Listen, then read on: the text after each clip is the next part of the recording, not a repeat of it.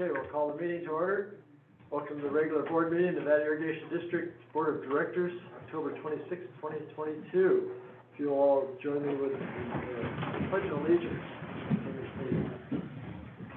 I pledge allegiance to the flag of the United States of America and to the republic for which it stands, one nation, under God, indivisible, with liberty and justice for all. Thank you. Madam Secretary, will you call the roll, please? Yes, Division 1. Here. Division 2. Here. Division 3. Here. Division 4. Here. Division 5. Here. Okay, thank you. This time we'll take public comments for items not on today's agenda. If you'd like to comment on anything that's pertinent to the NID, this time is your chance. Star 9 your phone if you're watching on Zoom or cover the podium.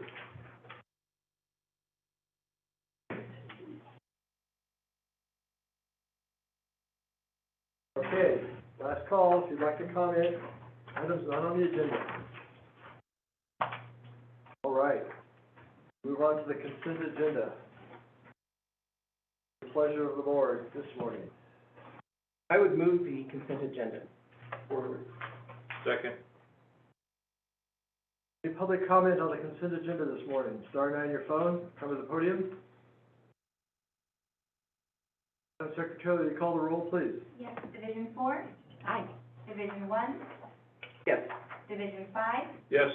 Division 3. Aye. Thank you. Okay. Can I just say something, please? I would just like to acknowledge Shannon's work. He has tirelessly worked on these district finance water line extensions, and I know Yes. this program is near and dear to your heart, and it wouldn't have happened at all without your advocacy, and so even though we are making changes to that program, it isn't about the value of extending our water lines. And anyway, I just wanted to acknowledge your work on this and tell you how much we appreciate everything you've done. And these wouldn't have happened without you. Thank Right, absolutely. Thank you.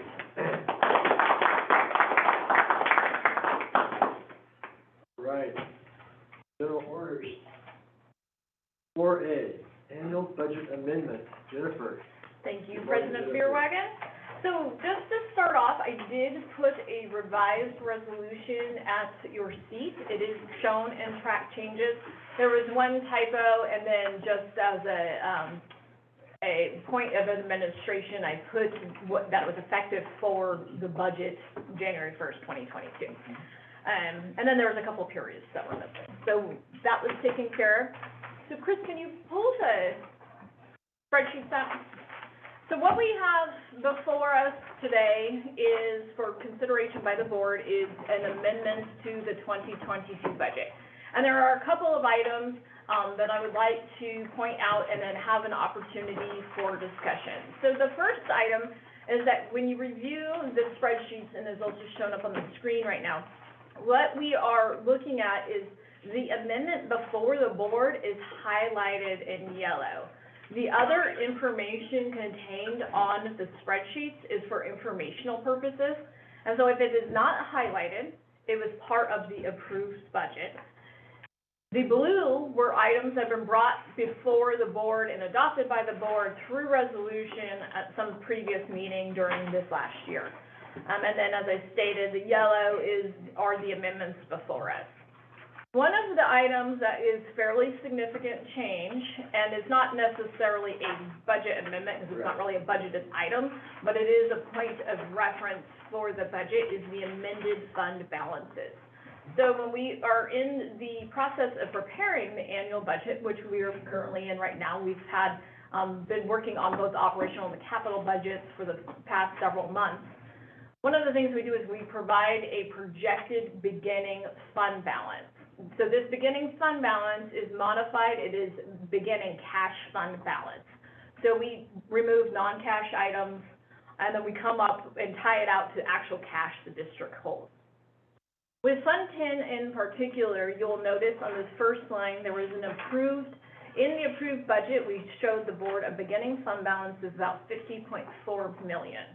We have subsequently adjusted that beginning fund balance, and for several reasons. One, you always see the projected beginning fund balance get revised after fiscal year end close, and that is simply because there are many accruals that are made after the close of fiscal year. So, for example, compensated absences, or OPEB, or unfunded liability. Those all get accounted for after the fiscal year is closed, so you'll typically see the fund balance lower. The other thing that you often see is that invoices start coming in that time period between when we do our projections and present them to the board and at the end of the fiscal year. So typically, it's the months of October, November, December. We are estimating what we will see coming in and going out of the district, and then it gets reconciled into this amended fund balance. The one item with Fund 10 that dropped the fund balance by about, I want to say, what I said, like 6.3 million?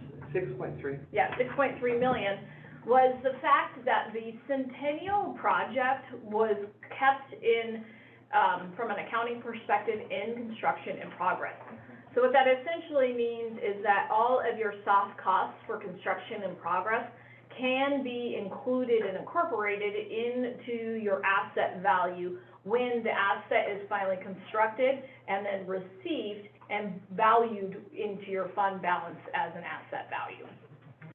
One of the comments we've been getting from the auditors for several years now is that you cannot keep a project in construction in progress that is either not moving forward or is projected to be significantly changed in scope. And so because of the feedback we got from the auditors, we did make the determination that it was prudent to move the expenses that were captured in construction in progress and expense them against the fund. So there was much more expended than just that 6.3 million. The 6.3 million is associated with what we refer to as soft costs. So those are engineering studies, environmental studies, attorney fees, anything of that nature. The assets that are tangible property assets, such as the properties that were purchased, especially the ones with structures on them, those do provide asset value to the fund, and those were accounted for as an asset and now are subsequently depreciated over time each year. I wanted to answer any questions regarding that modification. Makes sense. Director Peters. I'll go ahead, Reed. Oh, well, I just noticed that you had the original fund balance of 50 million, the beginning balance, and then you removed the 6.3, and so it's amended to be 39. So the difference between 50 and 39 isn't just 6. So what else is in there? That's the accruals, invoices that came in towards the end of the fiscal year, accruals for OPEB, unfunded liability, compensated absences, as well as invoices that were coming in towards the end of the year that weren't projected for. But would those costs not be attributable to the Centennial thing? No? No, they're not. They're separate and apart from the Centennial expenditures. So these are routine things that you will typically always see be accrued after the close of fiscal year. So, and that's why in all of the operating funds, Fund 10, Fund 30, Recreation, as well as Fund 50, Hydropower, the changes in those fund balances are simply those items. And that's a normal thing that you'll always see every year. Will I have one other question. Will that happen under Tyler also? Yeah, because for the most part, some things you can do monthly accruals for things like the cost allocation, if you so choose to do so, but there's still a reconciliation that happens after fiscal year end closes to actually account for actuals. So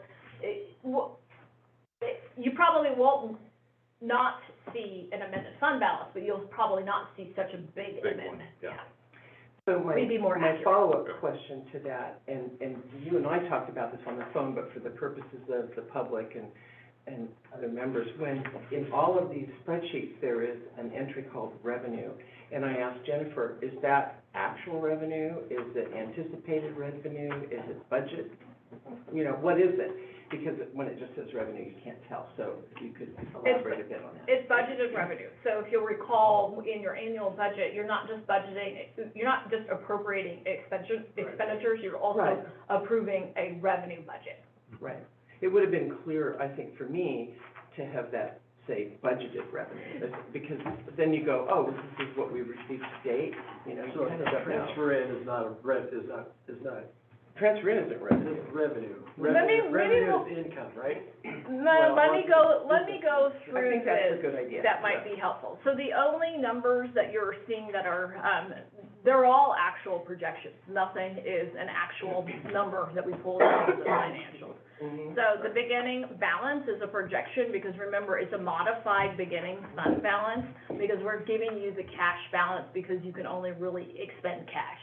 The other portions of your fund balance, such as your asset valuation, or some of the decreases, such as depreciation and non-cash items, we Mhm. remove those, we remove receivables, we make several adjustments to it. So the beginning fund balance is simply a projection, Mhm. and it's a modified projection to give you a better understanding of cash you have available to expend. Excuse me, if I can jump right in there. I think I heard you say that the assets from Centennial then they became part of the fund balance. But they're non-cash, so they're They're not non-cash. It's an asset value. Where are they now? So so all you're seeing is a modified fund balance. Your real fund balance is something much greater. So it takes into account the valuation of your assets, so it's probably for water in the range of $300 million or something. Right, okay. And those would be the numbers that you would see in the annual financial audit. The reserve target, and there does seem to be some confusion with the reserve target Yes, as it well. always is. Always is. And I think I figured out a way to explain it to simplify it a little bit.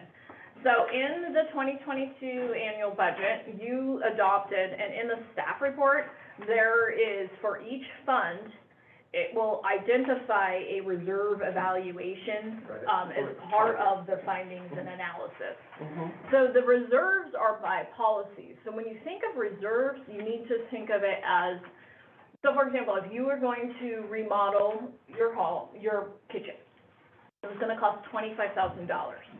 In your savings account, and you were saving for it, you say, okay, this $25,000 in my entire savings account, I'm kind of earmarking it for my kitchen remodel. You don't open up a separate savings account to put that $25,000 in. So your reserves are held in your fund. They're just reserved by policy. So when we went through the 2022 budget, we identified the reserves that were being funded and the reserves that were not being funded. So the reserve target is shown. So for example, for, Fund 10, the reserve, I don't know. That's at this point. So you Most of us do. So we had, for example, the water rate stabilization reserve was funded at 0. The community investment stabilization reserve was $1.5 million. Mhm. The insurance and catastrophic reserve was $2.5 million, and the watershed stewardship reserve was $450,000. And then the accrued leave balance was, I think I'm not sure if it says $250 or $150. Anyways, $250 or $150, I can't quite see it. $250,000.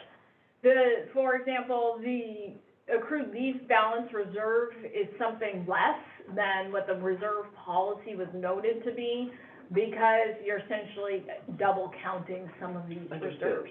Yeah. Okay. Yep. So the reserve target, is in that second column, and that was what was adopted by the board in the 2022 budget For Fund 10. for Fund 10. Specifically, yeah. And all the spreadsheets are the same. So the beginning balance minus reserves, so this is kind of your available cash, is $26.9 million. We budgeted for $47.6 million in revenue into that fund, and we identified $1.13 million worth of transfers coming in. A transfer is simply a movement of money from one fund to another. Transfer in means the money's coming into the fund, transfer out means money's going out to a different fund. And in the case of, especially hydropower, there's multiple transfers out to different funds. And so sometimes it's hard to tie it out. The total revenue plus the total transfers in is your total inflows. So when we're taking into account, do we have enough money to pay for our expenditures plus our transfers out, which equals our total outflows, you have to take into account your beginning balance minus reserves, the revenue that you're going to receive for the year, and your transfers in. So essentially, the money you have, the money you're getting from revenue, and the money that's gonna be transferred in. And that's how you make sure you have enough money for what you're planning to expend and transfer out. Then your transfers out, they're primarily related to the internal services fund being opened up, so that was Fund 70, so that's the cost allocation of overhead expenditures. And then your total outflows, expenditures, plus your transfers out. So then we come up with your fiscal year unassigned fund balance, and all that means is your any money you have in that fund that is above and over the targeted reserve level. That make sense? Yeah, which is 9 million. Yep, 9.3. So once we adjusted Can you say that again, so, Because in the budget, in the 2022 budget, Fund 10 Water Operations Reserves, it says this reserve is proposed to be fully funded at $18.725 million. I think you're just reading part of one of the reserves. No, this is the operational reserve. Equals 6 months of operating expenditures. It's on page 6 of the 2022. Okay, so, let's look. So were you But- saying that additional revenue goes in, and that's why this is 23 million instead of? No, all you're doing is you're just missing a couple of the reserves. So there's the Community Investment Stabilization Reserve of one, you're missing. Oh, they are all come together in this 23. Uh-huh, yeah. Jennifer, going to this, the fiscal year unassigned fund balance, the amended total, though, is minus 2.4 million. Right, that was the question. Yeah, that's, how did you get that? It's down here, after we make all the amendments, yes. Correct. So what this is telling you is because we dropped our beginning balance, so then once we take into account the money we have left after reserves, and then we bring to account the revenue we're receiving, the transfers in, what we're spending, what we're transferring, what this is showing you is that after all these amendments, including Squirrel Creek, English Meadows, capital projects that were funded previously, And Bill, and then Hemp Hill's not in here because it's already funded for. The transfer to Fund 70, which is in yellow, it's showing you, and I did it this way just so you could see it, that we're dipping into reserves. Our reserves are lowered based off of all of these amendments, with the biggest one that is contributing to this being the amended fund balance. So starting with a lower fund balance, we have less money left over afterwards.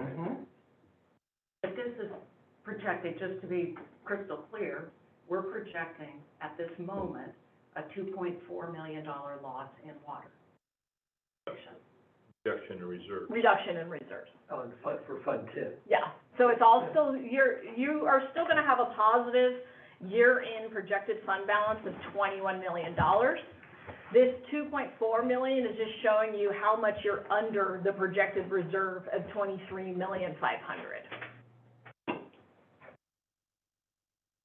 You That's still have a helpful, positive yeah. fund balance. You know, given, Well, but your fund balance includes reserves. So That's right. my I know, experience, that's very you look at an operating budget, you project your operating expenses and your revenue. And you want to see, is that, are you making a profit or are you not making a profit? If you're pulling out of reserves in order to balance, if you're pulling out of reserves, Counting the reserves, right? yes, then it's not telling us that is our revenue equal to our expenses. Correct, and so if you add up your total outflows every year, and compare it to just your revenue, we are barely breaking even. And once you add in any, additional projects that occur throughout the year, you'd be dipping into reserves area. What this is really telling you is that there needs to be careful consideration to a new rate process. I just want to be crystal clear for us Mhm. that we're not where we need to be. Yeah, you're carrying And your that's point well correct. taken. Yeah. It is Yeah. well taken, yeah. Yeah, and, Right. but for the first year, job well done. Well, and a lot of this has You to know? do with the cleanup, right, as far, especially with developing the cost allocation internal services fund. So that was new, remember, That was before, new, yeah. everything, one of the things Very you're, glad we have that now. one of the things I think that you're, Yes, it is yeah, a welcome addition. you're just seeing more information, then it's easier for you to tell under this format, how the health of your fund balances than it was before, I think is what you're seeing, Mhm. yeah. Absolutely. So the proposed amendment to the Fund 10 budget is simply this transfer to Fund 70 in the amount of $281,600. And we'll talk about what that amendment is when we get to Fund 70. Yeah, but that's for the overhead stuff. Jennifer, you had said earlier about the 6.3 million affiliated with Centennial being soft costs. So is that referencing staff time that was affiliated with that program over the years? And, Consultant fees, legal fees, staff okay. time. And that has been parked somewhere else? There's always, so when you have a capital project, so say we're going to build a building. When you're in the process of building the building, all costs that go into the design, environmental, and construction of that building, they get held into what's referred to as construction in progress until such time the asset is completed, construction's completed, and you accept the asset. An asset doesn't have value unless it's done. There's no value in a half-built building.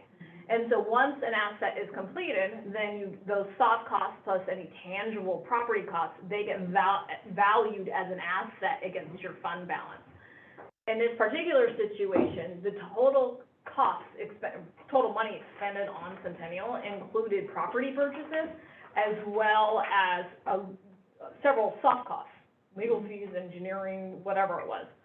It's the soft costs. You can't indefinitely, without getting audit findings, hold costs in construction and progress without a project moving forward, because it's not giving the board or the public a realistic understanding of the health of your fund.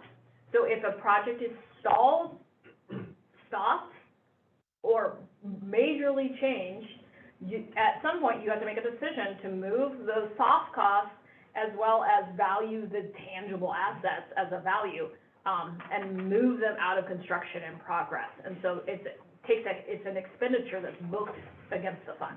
It's an expense Mm-hmm. rather than an asset. Did that include also the due diligence for the water rights?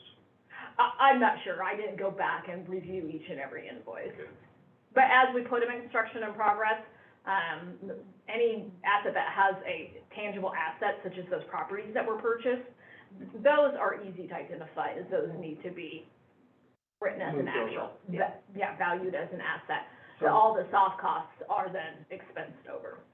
That was my question. So going forward, we still have expenses and income from that project So those are just held in the operations fund. and the operation. Okay. So the properties as well as the revenue that's received from the rentals, all of that will be booked against the operations fund, which was something we were having to work through because Right. generally they were held in the management budget. And because management is now cost allocated, we made the decision to move them over to Fund 10. It makes sense.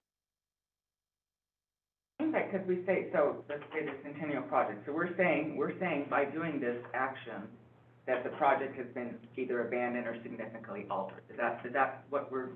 From an accounting perspective. From an accounting perspective, Yeah. yes. Yeah, Strong we spent language. $120,000 on it, we got revenue from it, but so far, year-to-date, Centennial Water Supply Project has $120,000. But those are for, like, I mean, we could talk about what those expenditures were. My understanding is there were some water right filings and attorney Mhm. fees and, you know, whatever else are in that. Which are operational. in Yeah, nature. they're operational. It's totally, reasonable to charge those against the operating fund because they're more operating. So the expenditures related to Centennial are property management, Mhm. any trees that have to be removed from any of those properties, and then, the primarily legal fees associated with the state filed water rate application that's before the administrative hearing officer at the state court. And then the revenues associated with the rentals that come in, rental. So we're saying that Centennial is not a project, but it is a project. So Yeah. I wouldn't conflate accounting rules and requirements with, Policy, our policy. Policy. Right. Yeah, it's really different. Policy is different. Okay, and so on this, I have a couple of questions. Go ahead. On the fact of this fiscal year and unassigned fund balance, on this bottom line, this minus 2 point, can you tell me what, I'm assuming this is an algorithm, that this is total inflows minus, revenue. So what is that algorithm, or what is that to end up with this 2.46? Is it the beginning balance? I mean, all it's showing you is the amount of money over or under the targeted reserve. So it starts at the beginning, it 39. goes across. 39. That is. They're all tied together. That is. 23.5 minus 21. Yeah. Okay, So you take into account, remember, when you start, you take into account your beginning cash Okay, balance thank minus you. reserves, your transfers in, your revenue, your total inflows, and then you minus out your total outflows. To Karen's point, we need to work on it. Yes. Big time. okay, and so, thank you on that one, and then also, on page 2, this rollover 2021, is this something, I think that we always did this, we used to do a mid-year budget true-up in June. And so because we haven't had, this happened at the very beginning of the year, is that correct? As soon as the March 31st, the first quarter closed, this was done, is that correct? No, so the rollover, we're showing you the rollover now. One of the challenges is that so typically you would do a mid-year adjustment in period 7 or 8, because that is after you receive one of your large property tax payments. So we're in period 10, because we're in October, so we are a little bit late on it. But it was primarily related to the fact that there was a lot of upfront work that needed to be completed to establish the capital funds and Fund 70. So when you establish a new fund, we have to go into the accounting system, and we have to open up hundreds of new accounts, and then budget for them. So as we're doing that, there's money coming in and flowing out. So some money was parked in certain places. So this is that cleanup that shows the rollover. So, are we ready to go to Fund 15 so we can talk about the rollover? Instead of, I would prefer if we go systematically through it so we don't get lost. Yeah, so we All right, have that's fine. examples. All right, so for Fund 15, this is the new capital fund that was opened this year, and this is more a traditional way of presenting capital programs. And so one of the strange things that you won't see in future years, because it was a brand new fund, you see the beginning fund balances of 0. Sure. So Fund 15, Fund 35, and Fund 55 were completely funded at the beginning of the fiscal year through transfers from their parent fund, which is the operating fund for each one of those areas, operations, recreation, hydropower. And so the changes that you're seeing, as we stated earlier, the beginning fund balance is 0, and then we made huge transfers in, and I just showed you what those transfers were. It funded the capital reserve, and then it funded the annual projected approved capital expenditures of $6.8 million. The board then had adopted on April 13th, $800,000 for the Squirrel Creek project. So what is shown in the yellows are the rollovers. So that's Alta Sierra Tank, Santini Siphon, North Auburn Water Treatment Plant, Loma Rica, CWFLE, and then the Farm Canal Encasement. So these were previously approved projects by the board where construction was straddling multiple fiscal years. One thing that you'll see we're doing better for this proposed capital is we're including the projected rollovers in the budget this year. So part of the presentation that staff will be providing you related for capital for this year will have projected amounts included for it for projects that will be crossing over fiscal years, so you won't see this big of a modification. So with the rollovers, once you go through and account for the rollovers, The total outflows are increased to 9.3 million. And so this is showing you that a capital reserve reduction of 1.7 million. In this particular situation, I am not proposing to increase a transfer in from the water fund. I am proposing instead just to reduce the amount of money reserved. So for capital reserves, you reserve money for primarily two reasons. One is for cash flow purposes for construction, which is usually equal to your 5-year annual average of capital projects. And then the second portion of your reserve is associated with saving up money for projects. So as we get more and more sophisticated with our tracking and cleanup, we will then, one of the to-do items on our list is to revisit the reserve policy, which will also be done during the rate setting process, which we're planning on doing in 2023. Question? On these 2021 rollovers, has this money already been spent? For Alta Sierra Tank, yes. So these are all projects that were in progress. So Alta Sierra Tank is a project that the board approved was in the middle of construction. So it's a large, what is it, 3 million gallon tank? That the board had approved for construction and has been underway. And so, But were they spent in 2022 or are they spent in 2021? They were spent in 2020. This is money we need for 2022. Yeah. Yeah. so the money was spent, and we're just now approving the rollover after the money was spent? Which is traditional, because Now it's confusing to me, all the money is spent, or this is the portion that still needs to be spent? both. This is money spent to date for the fiscal year, as well as projected money needed for the rest of the fiscal year. Maybe the question is, did any money from 2021 roll over into 2022?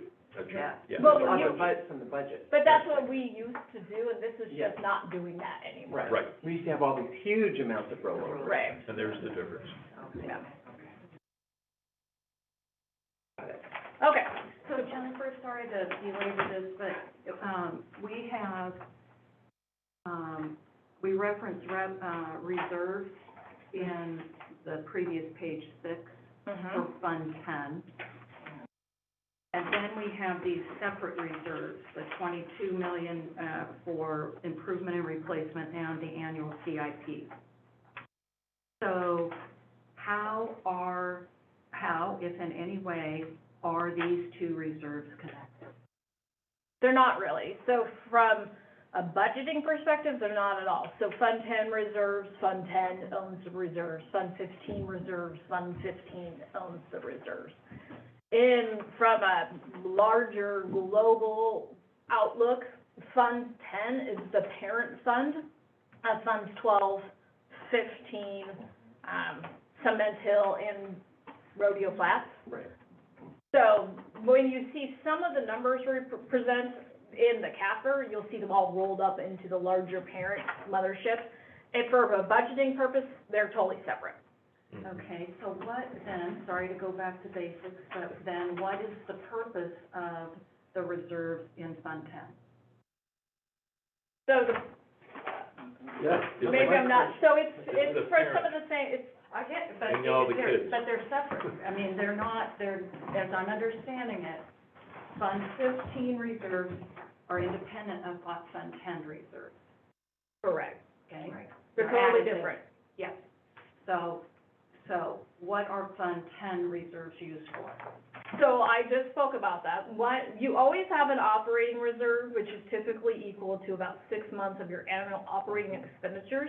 And that is simply for cash flow purposes, because you get a bunch of your so all property tax revenue only comes in 2 times per year. So in some months, we have a big influx of revenue associated with property tax. Well, in other months, we have big debt service payments go out. And so in order to always ensure you have enough money in your bank account, Cash. you smooth it over with a reserve. It's for cash flow purposes. And it's also for emergency purposes. I mean, if there was a large emergency, you would dip into those reserves. A portion of Fund 10's reserve is for watershed stewardship reserve. You know, this is one of the reserves I think we should revisit when we are going through a reserve policy, because we do pay-go for watershed stewardship, so the money's just kind of sitting there. I don't know if you necessarily need it sitting aside. annual leave reserve. So that is a reserve that is to ensure we have enough money set aside if we have random retirements through the year that have huge payouts associated with them. If you have a 20, 30-year employee and they retire, you could owe them $80,000 easily. And so that's one of the reserves. Accrued leave, watershed stewardship, and then there's an insurance and catastrophic reserve. So we always have some emergency money on hand. It's $2.5 million. If there was a large emergency, you know, we would definitely be dipping into the operating reserve. So the pots of money are for completely different things. So the capital reserve is really for, as I stated earlier, you have it for two reasons: cash flow, because you do most of your construction during the summer months, and then as well for any projects you're saving for. When we go through rate setting, you know, the proposal will be that a portion of the rate is specifically dedicated to capital, and so it would then, at that time, have its own revenue source. So currently, Fund 15 does not have its own revenue source. It receives a payout from the mother fund. Like kids and parents. Yes, this is the child that won't ever grow up. This is the child, this is the teenager that has his hand out all the time. So to put this in perspective, the Fund 10, this is what I came up with. The Fund 10 reserve is kind of like a reservoir in the middle of a canal going down the stream. Even though we're subsidizing the water, Fund 10, we have this pool. When the canal is a little bit dry, it still has water to feed it. Basically. But when the kid shows up, you better have some money. Well, and there's also, when we start looking at funding large capital projects such as Scotts Flat or the Chicago Park Rewind, Yep. one of the items that we started the conversation with our investment managers as well as bond advisors is there is also something to be said for making a calculation on what, if you make more money off of investments invested on the market versus the percentage debt service you have to pay. So those are all the balances you play out. Thank you. So in the 2020, so this, back to your question about the reserve, with Fund 15 not having any beginning balance on reserves? Because remember, it was a new fund, it had no money. But in the budget, on page 8, it says Fund 15 reserves, per board policy, the reserve for water capital, Fund 15 is set at 22 million.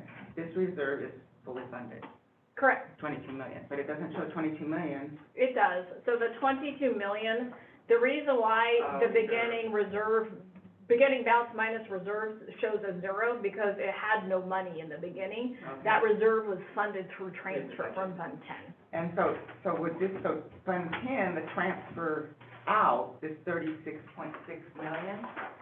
Does that include this 22 million? It includes the 22 million, it includes the annual cost of capital, it includes a transfer to Fund 70 for the cost allocation. So you, when you're trying to tie numbers out, you have to remember the transfer outs could be a transfer to more than one fund.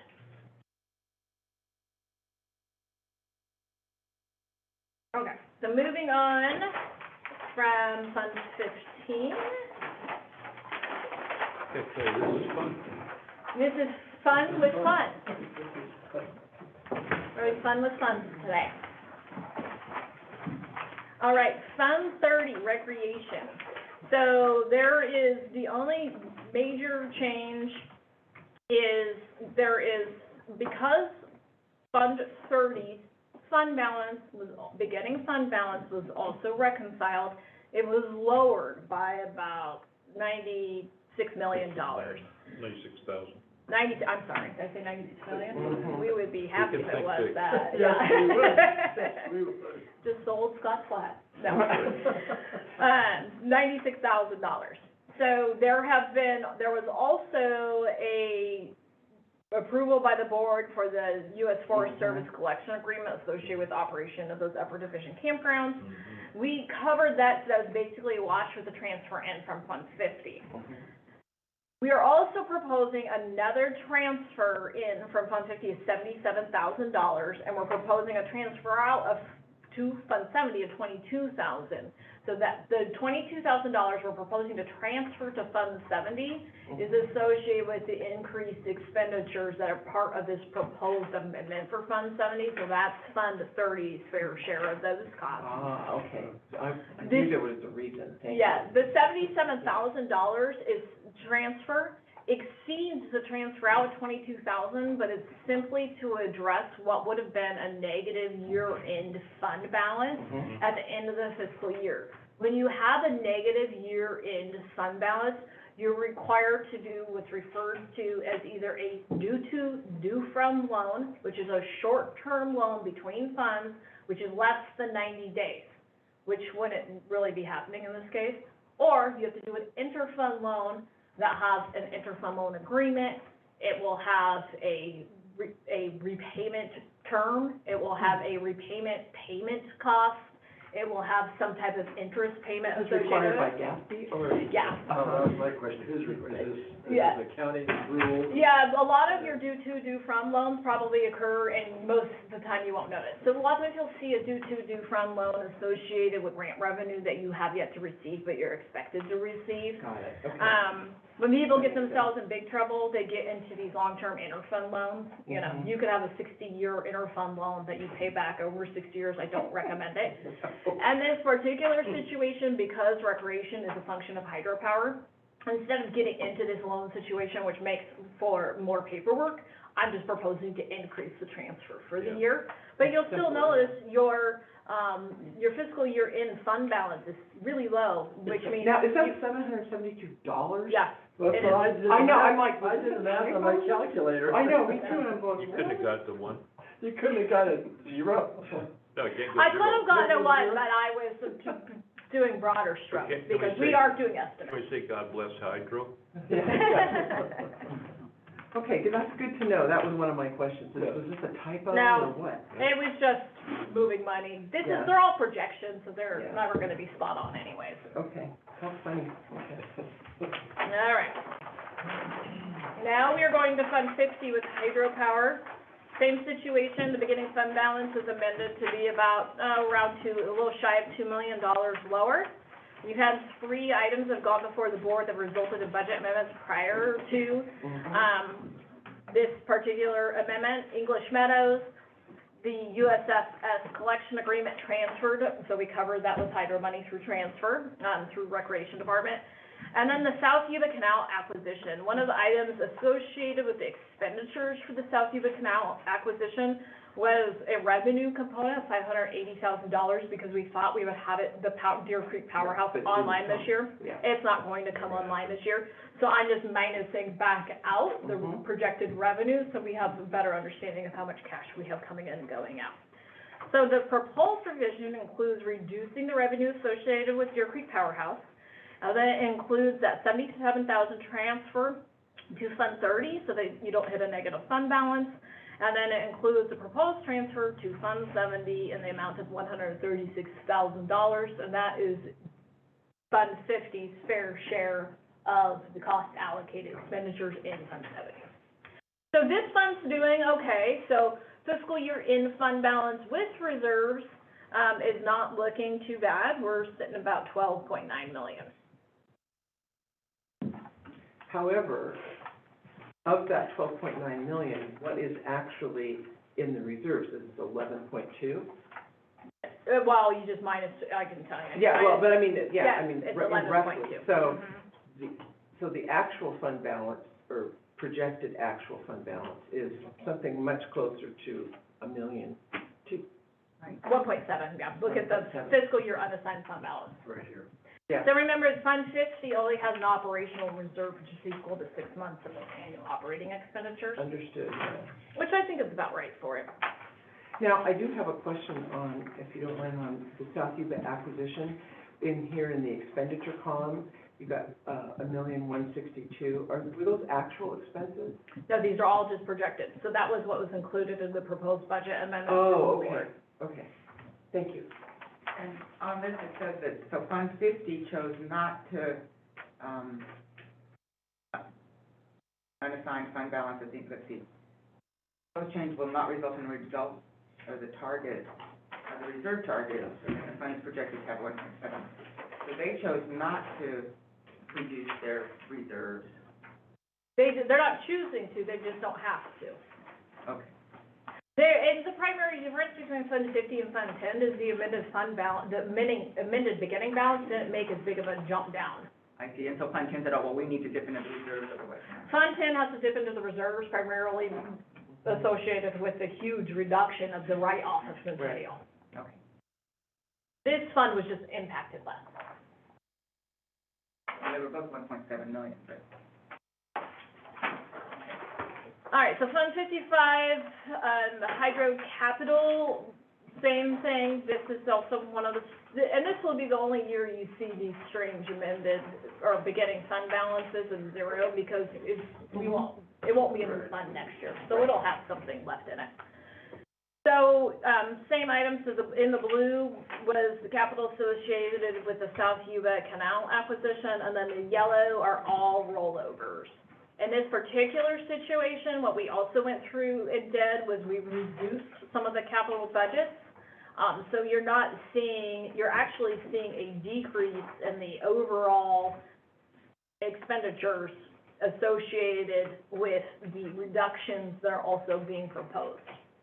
And we do anticipate that in Fund 10, there will also be some capital funds that will either not be expended once we finish construction with something, or will be rolled over to next year, so you will see that also get washed out at the end. So this does not change all that much. This fund, the amendments proposed under Fund 55 end up with an extra $260,000. So Fund 55 has a capital reserve and a FERC reserve, and then the other transfer was related to just funding of the annual capital budget. So every year, because Fund 55 does not have a dedicated revenue source, you'll always see a big transfer in from its parent fund that will be associated with the cost of the Fund 55's annual capital expenditures.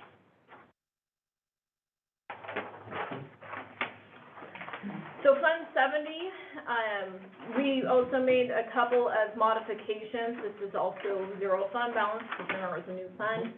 And then we had booked the revenue expenditures associated with English Meadows, and that project has gotten stalled for this particular year because of permitting issues that we're working through.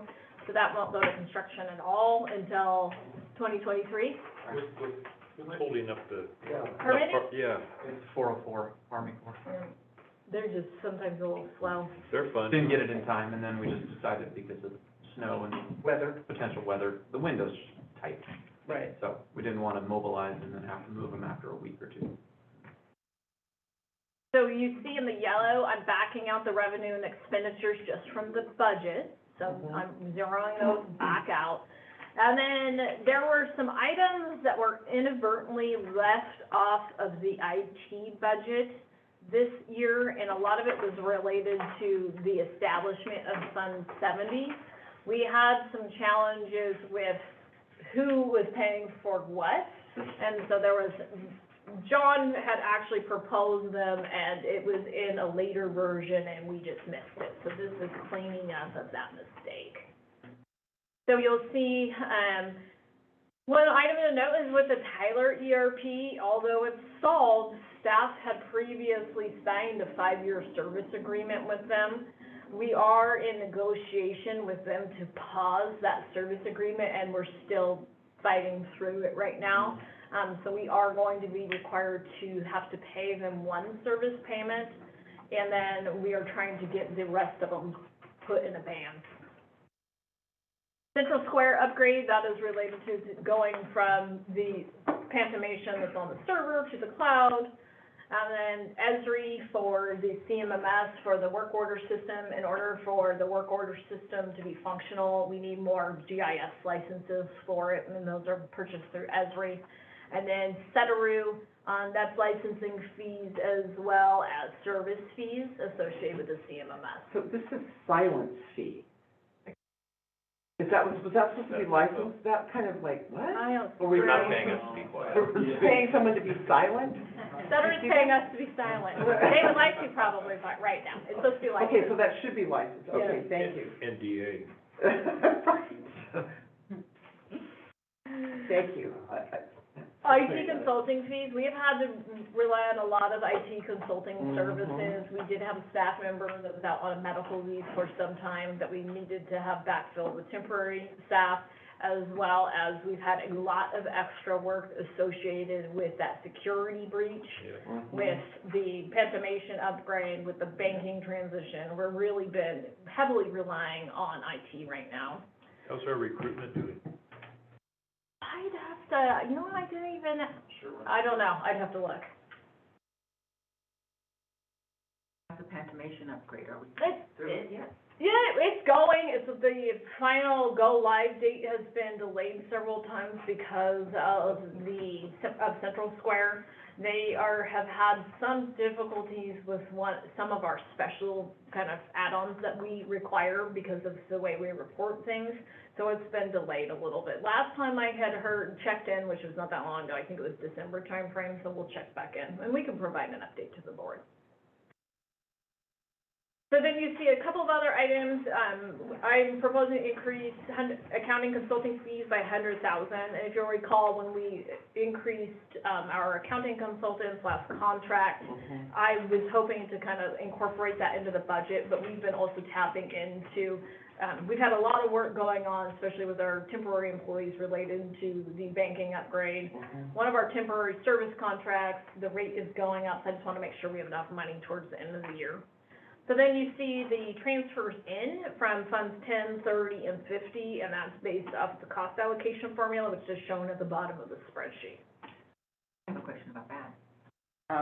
This cost allocation in the, budget, it says that the allocation of Fund 70 is based on both the number of full-time equivalents in each department and each department's projected revenue. And so I know that this year, Hydro picked up maintenance people, brought them from maintenance, which was water, brought them there. So the Hydro personnel increased pretty significantly. There were several positions added to Hydro and some taken away from water. Do you recalculate this every year? You should recalculate this. It is recalculated every year. It's not recalculated for an amended budget because you would have to take into account vacancies and we never are fully staffed, but it is recalculated every year. And so this is cost for the 2022, but when we see the actual budget, it'll show a different. Because remember, it's all projections, right? Full-time equivalent revenue. And as we've talked about previously, we'll get more sophisticated with cost allocation formula when we have a full cost allocation study done. They're just fairly time-consuming and comprehensive, especially for finance staff, so we're not going to move forward with that right now.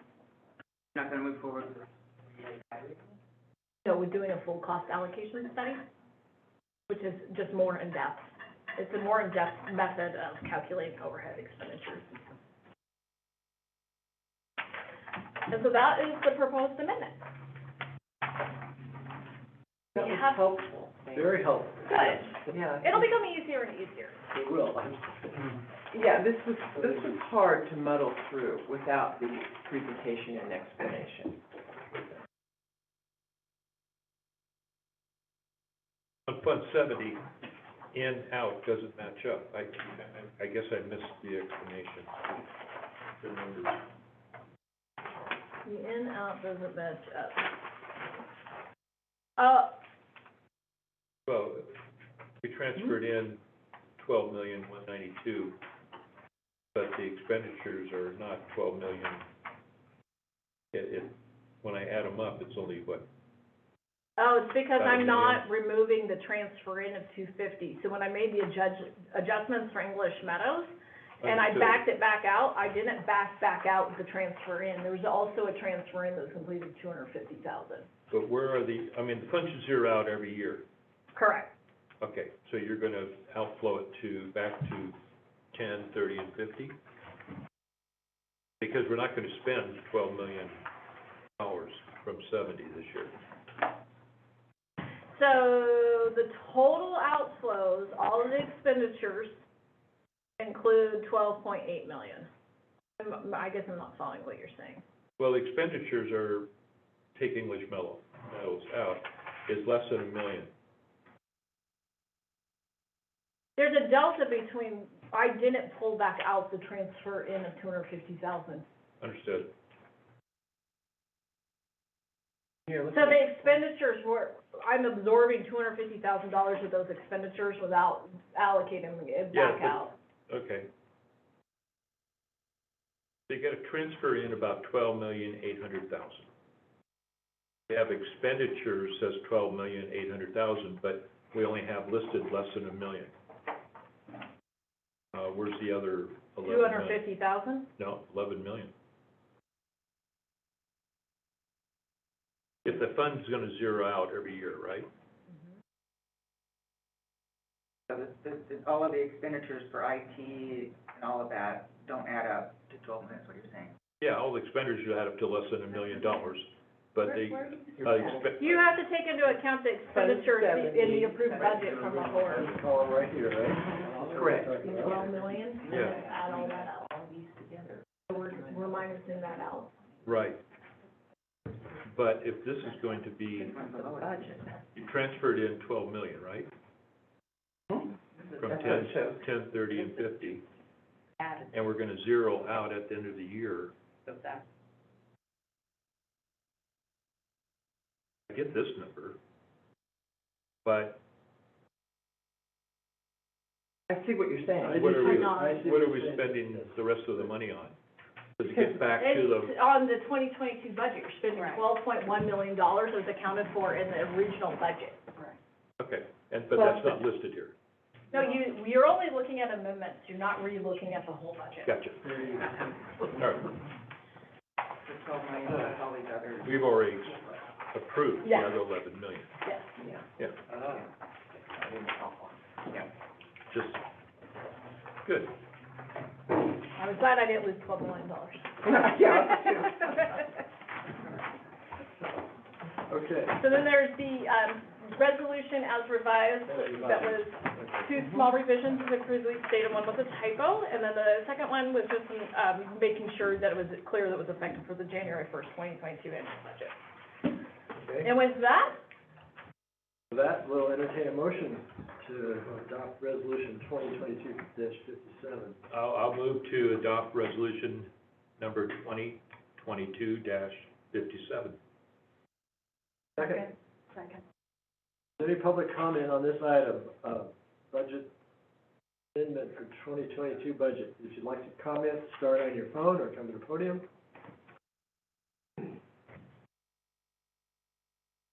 Last chance. Like your comment, start on your phone.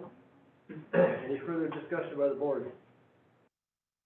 Madam Secretary, you call the roll, please. Yes, and prior to that, can I clarify who was second? Yes. Karen. Sure. Thank you. All right. Division 4? Aye. Division 1? Yes. Division 5? Yes, Division 3? Aye. Division 2? Aye. Thank you, Jennifer. Thank you.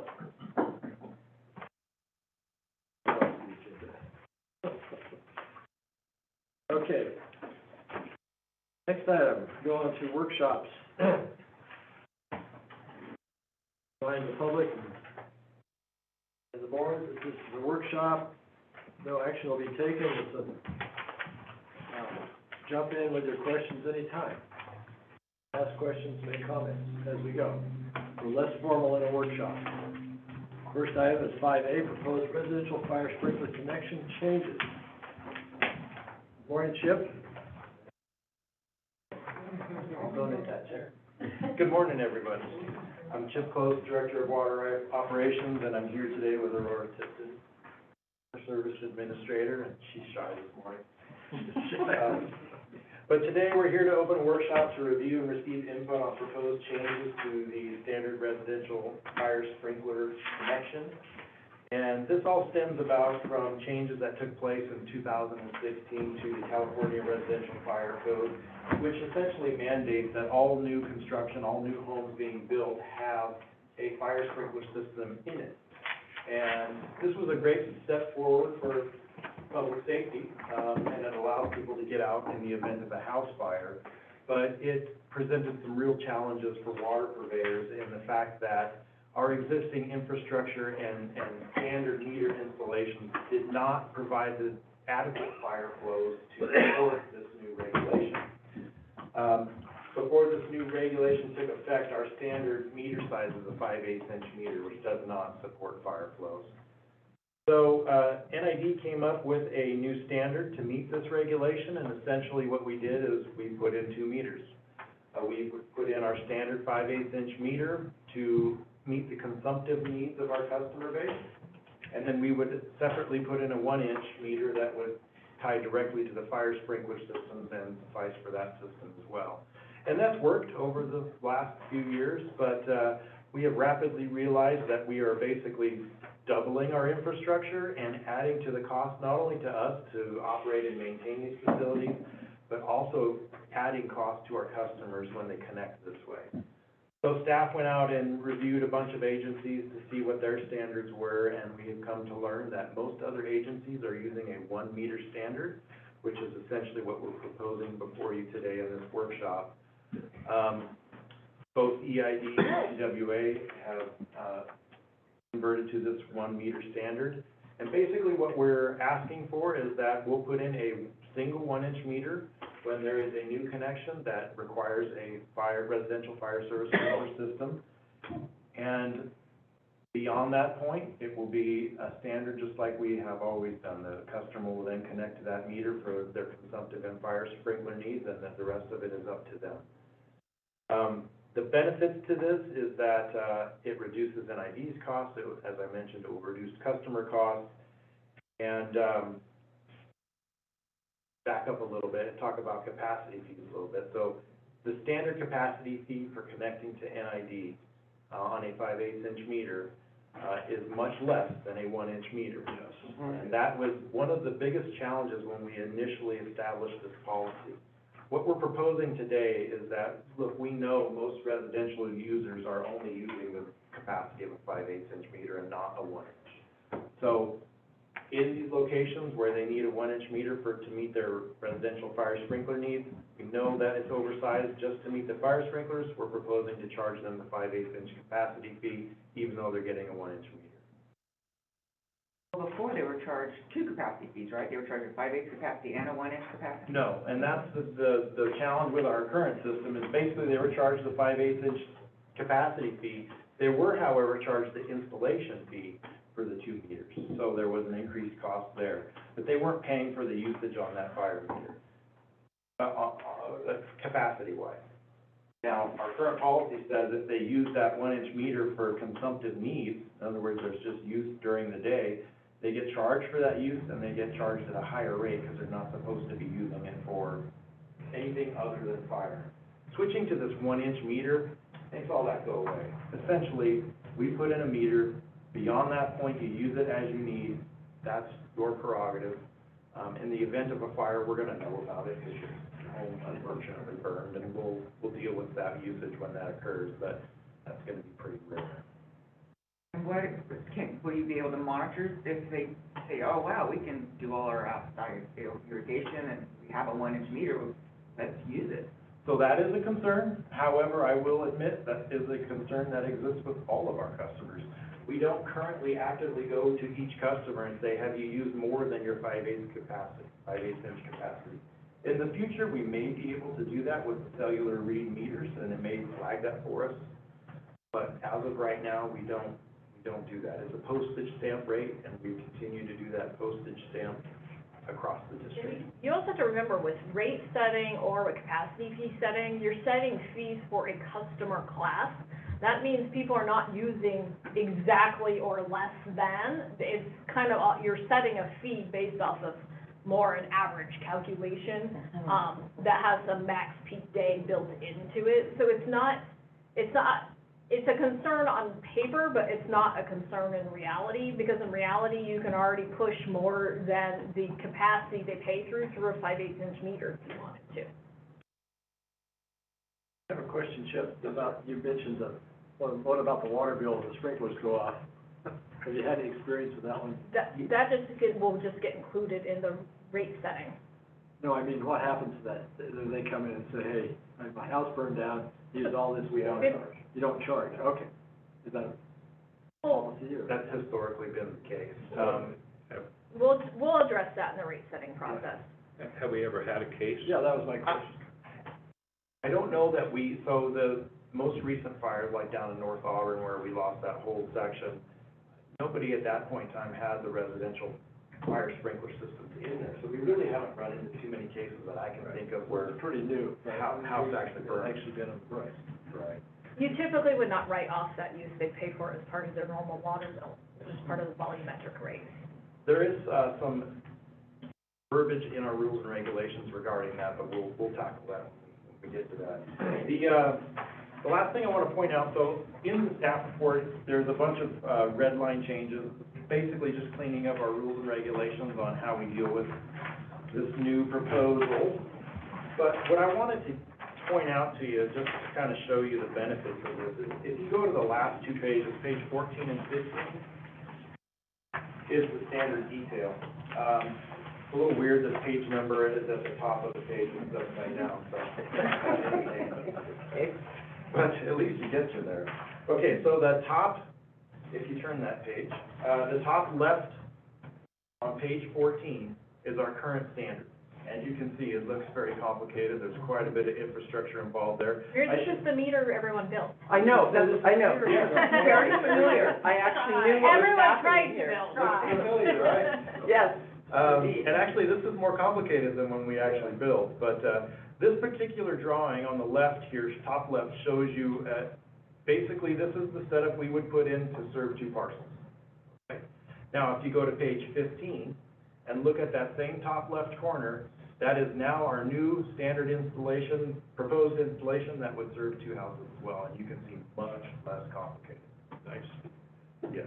So a savings for NID, a savings for our customers, we think a win-win, What stands for leak? all of the above.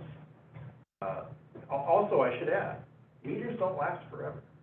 So you're gonna go back through and replace these in 15 years. In the old standard, you're replacing 4 meters. It's just not very efficient, so. I came from a city that had a lot of residential fire sprinklers just because of the newness of the homes, and we would only have maybe two go off per year. It's highly unlikely to have residential fires anymore. Yeah.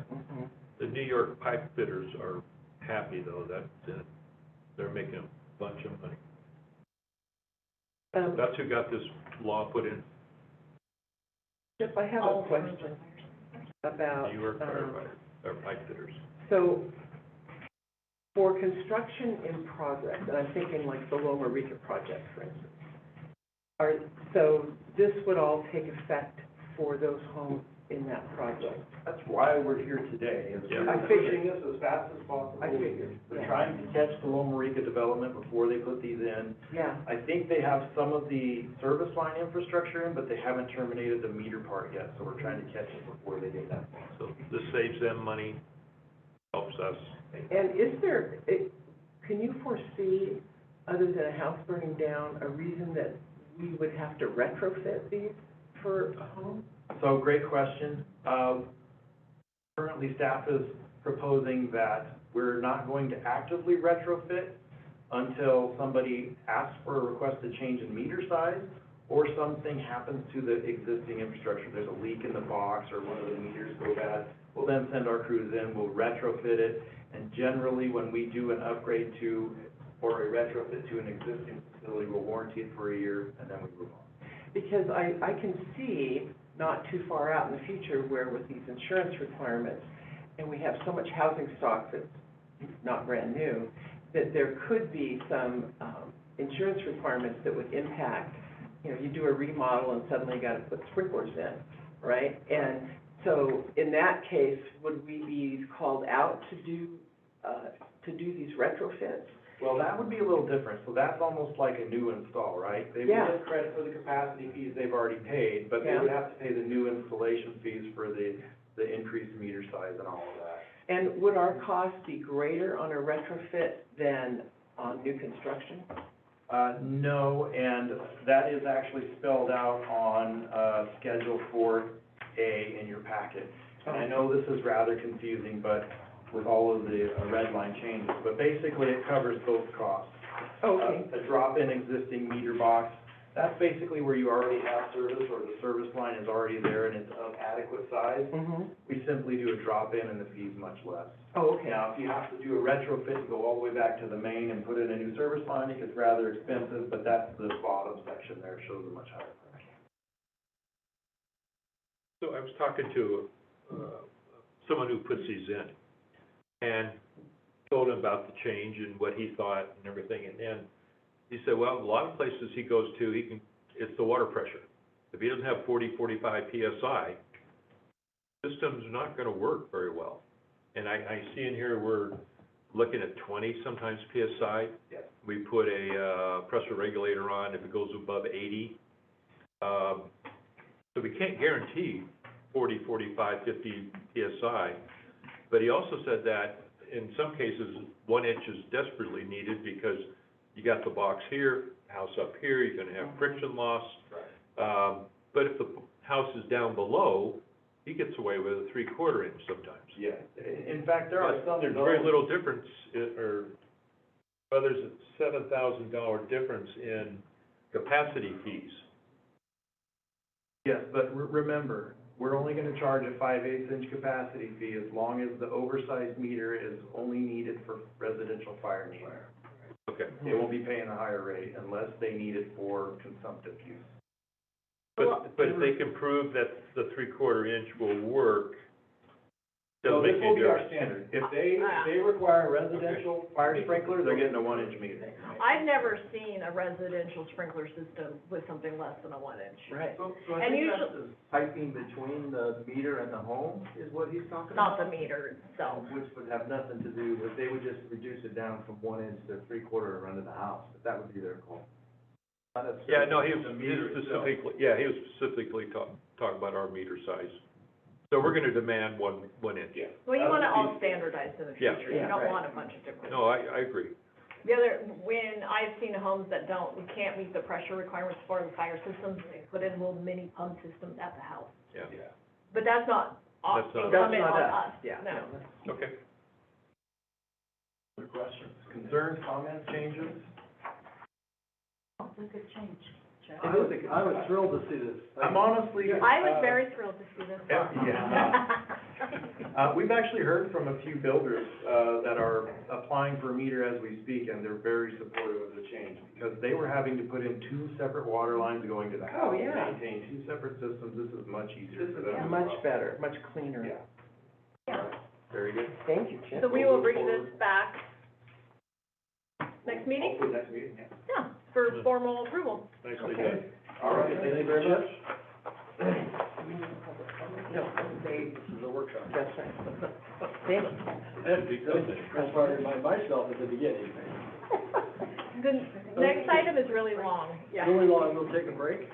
Okay, so we're back in session. The next item on the agenda is the capital, 2023 capital improvement program workshop. Same scenario, if you want to jump in at any time and ask questions as we go along, just jump in. So with that, we will turn it over to Mr. Roderick. Good morning, Doug. Yeah, so I'll start out just really quick. Okay. As the board is aware, last capital program for 2022, we initiated the new capital, presentation, which includes a capital project information sheet for each project. It Well includes the scoring, includes some photographs, and then we're getting better and better at projecting out multiple years. And so one of the items that you will see in this particular presentation are the proposed rollovers, so we shouldn't see the large swing and amendment for any type of mid-year. And then you will also see some future projects. One of the things you're not gonna see right now, which you will see, in the actual budget presentation, is more of an accounting of if we need to make any adjustments between the operation expenditures and the capital expenditures, because we're not having enough money, you'll see that in the next presentation. The operational budget is still underway.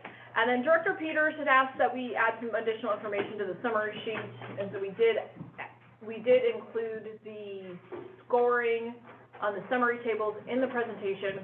And then with the next budget, we'll also include, in a summary table, the previous, to-date expenditures as well as planned expenditures, so you have a better one snapshot. Oh, that's great, I was Yeah. gonna ask for the same thing. Okay, Thank you, cool. Laura. And we did add another one for the 2022 projects as a status update for those ones that aren't projected into 23. Right. So we added a slide for that. Okay, Very good. and on that summary, it would be helpful to put the page number that the project is on, because there's no like table of contents or index to know, well, what page was that? Gotcha, they should be in order, but I hear what you're saying. You know, so Yeah, so you know what page, what's on. it gets, we'll try to do that. It gets a little bit tricky with the way that we package this up. Yeah, it was, We'll try to do it, though. So, I got two questions. How much money have we spent on 2022 capital improvement plan? How much money did we spend last year? Hmm? Or how much Yeah. did this we, year. This year? were we projected to spend? Yeah, or No, I mean, just 2022, just, yeah, To date or budgeted? what total that we're gonna, just an estimate. We're, I hear to date, I hear Ballpark. total. Not to date, I mean. Well, so it was about, The overall capital originally for 22 was like 6.8. Right. well, that was just for water. Yeah, so hydro was about 4.6. So we're proposing to expend a little bit more. But remember, if you'll recall, we kept the capital really tight in 2022. Yes, we On did. purpose. No, So it is getting expanded. That's the point, we have to expand. Yes, we have to expand. Yes. Yeah, and so of the 20 million we're proposing for 23, any idea yet where that money was gonna come from? We've already been running all the projections, so it's coming from either, revenues, transfers. We'll have it all detailed out, you'll see it in a final table, so you'll be able to watch it. So the purpose of this particular presentation Understand. is to review the individual projects. Right. And then we'll revise any prioritization based on input from the board, take projects out, the board doesn't wanna build them, and then when we come back with the next budget, you'll see a more complete picture. we get any of the budget to actuals in the meantime, so we can see what was actually spent this year? So I think that we can do that. So Doug, you are presenting, or do we have the expended to date for 2022? No, so for us, what we did was we expended the date plus, projected through the end of the year. So that's the number that's showing up on the sheets right now. Yeah, one of the hard parts with budgeting is that you have to, for capital projects, when we show 22 numbers, projected numbers, it's actual plus a projection for the rest of the fiscal year. Understood. Correct. I guess my point is that hydro needs a lot of work and Yes. deserves it. It's been carrying the load for a long time, and now we need to refurbish things, get it back up to snuff. And so, bringing about 23, 24 million a year, about 13, 14 million is used for, supporting the upper division and cost expenditure. 10 million has been going for water rates subsidies, but that, we're proposing a little over $9 million for maintenance on hydro. So that money that used to go to support water rates is gone, Well, more or less. So it's got. Some of it's gone. so the challenge with, it's a little bit of comparing apples to oranges. The challenge with the way that the finances were handled before is that mandarins to all of the mandarins to oranges. The challenge before was that all of the overhead expenditures were included in the water fund. Now, we have the funds paid directly for them. So Okay. that's kind of how the subsidy's working now. We're not making big, but hydro is directly subsidizing recreation. Mhm. So, Like it's always been. yeah, that way. you'll have to bear with us. So let's focus on the individual projects because we're getting into more nuanced details that you have to take into account the operating budget to really have a discussion about, and we're not ready to present that. That was my last question. Doug, did you want to run through the scoring really quick? Yeah, I think that's the first couple of sheets, once we pull up the PowerPoint, Chris, if you would.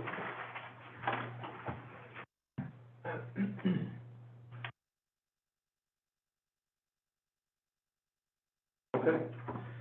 Okay, well, good morning, board. We're gonna present here the capital improvement program, the proposed one for 2023. It's gonna have, we'll talk a little bit about the scoring criteria and some of the project scores. And it's gonna be done for the water perspective, hydroelectric, ops, and maintenance. Each one will kind of give their own presentation. I'll be doing the water, and then, the rest of the folks will chime in as we move along.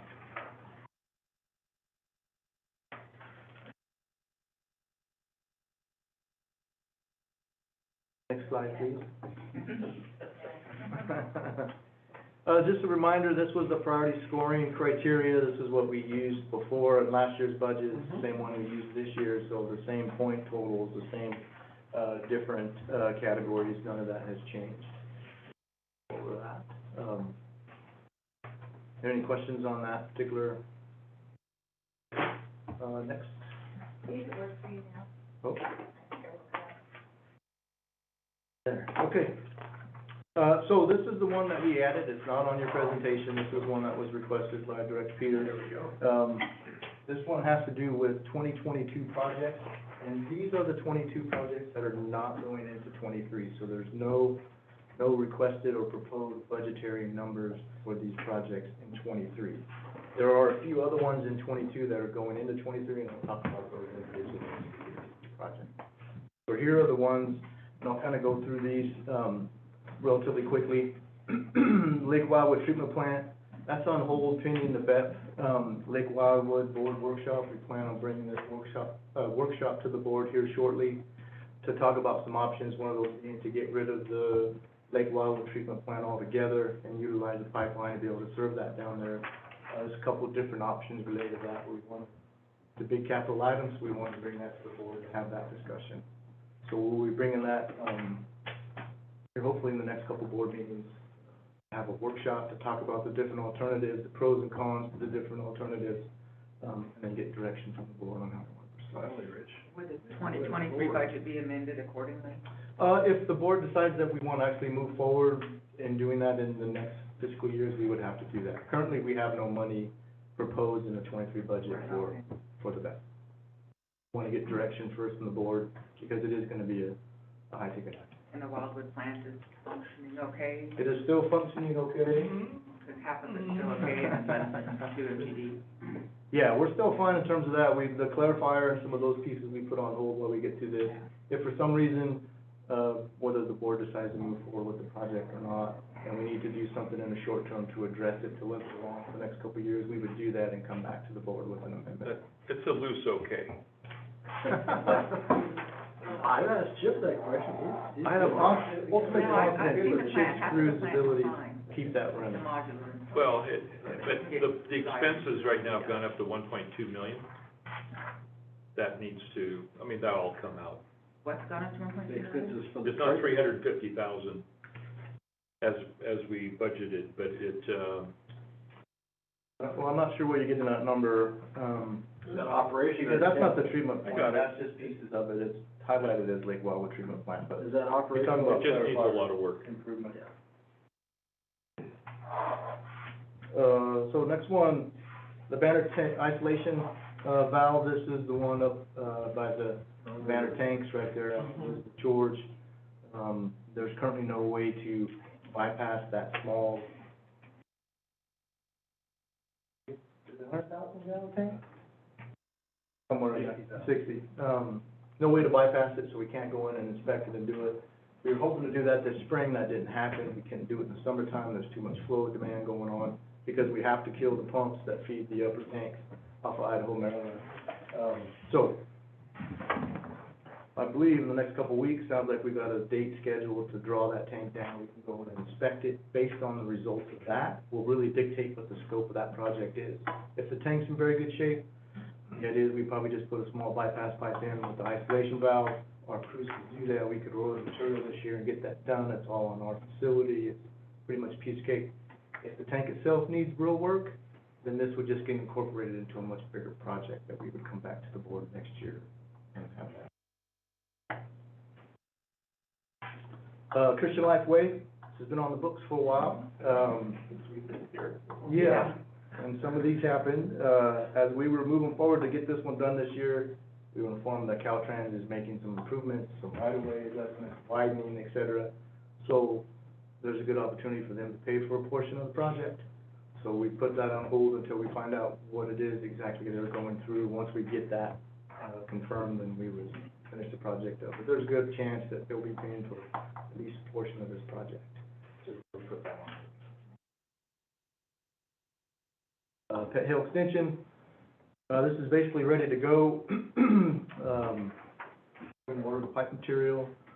The maintenance crews are actually gonna install this, but they can't get to it till the spring of '23, so we'll buy the material this year, under this year's budget, and then maintenance would install it the following year.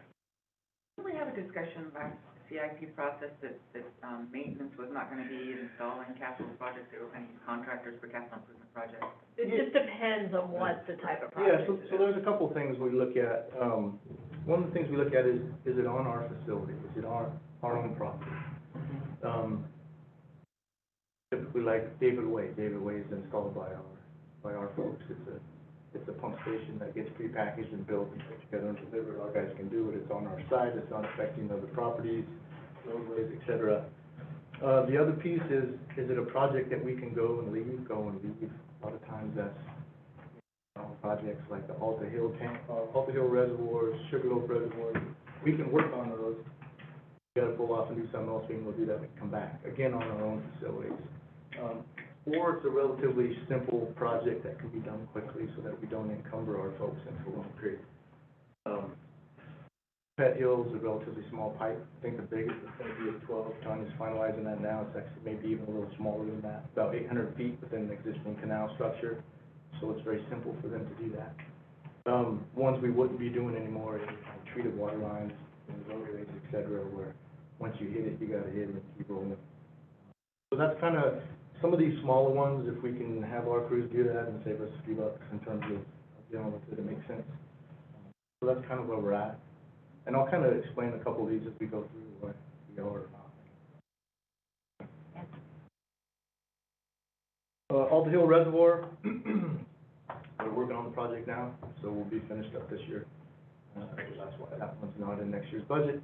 But Sugarloaf, as you'll see, unfortunately, is, because they didn't get to it this year, so we'll actually. And then Alta Sierra Tank, that project will be completed by the end of this year. No more discussion on that. So those are the 2022 projects that you don't see in the proposed 2023.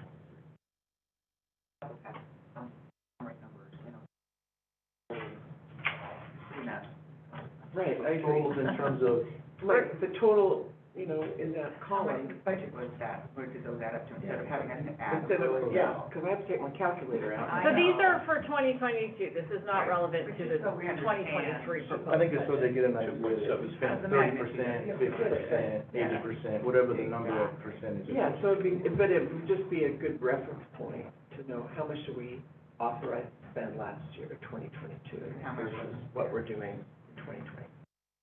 Thanks for putting this together. Okay. Any other questions?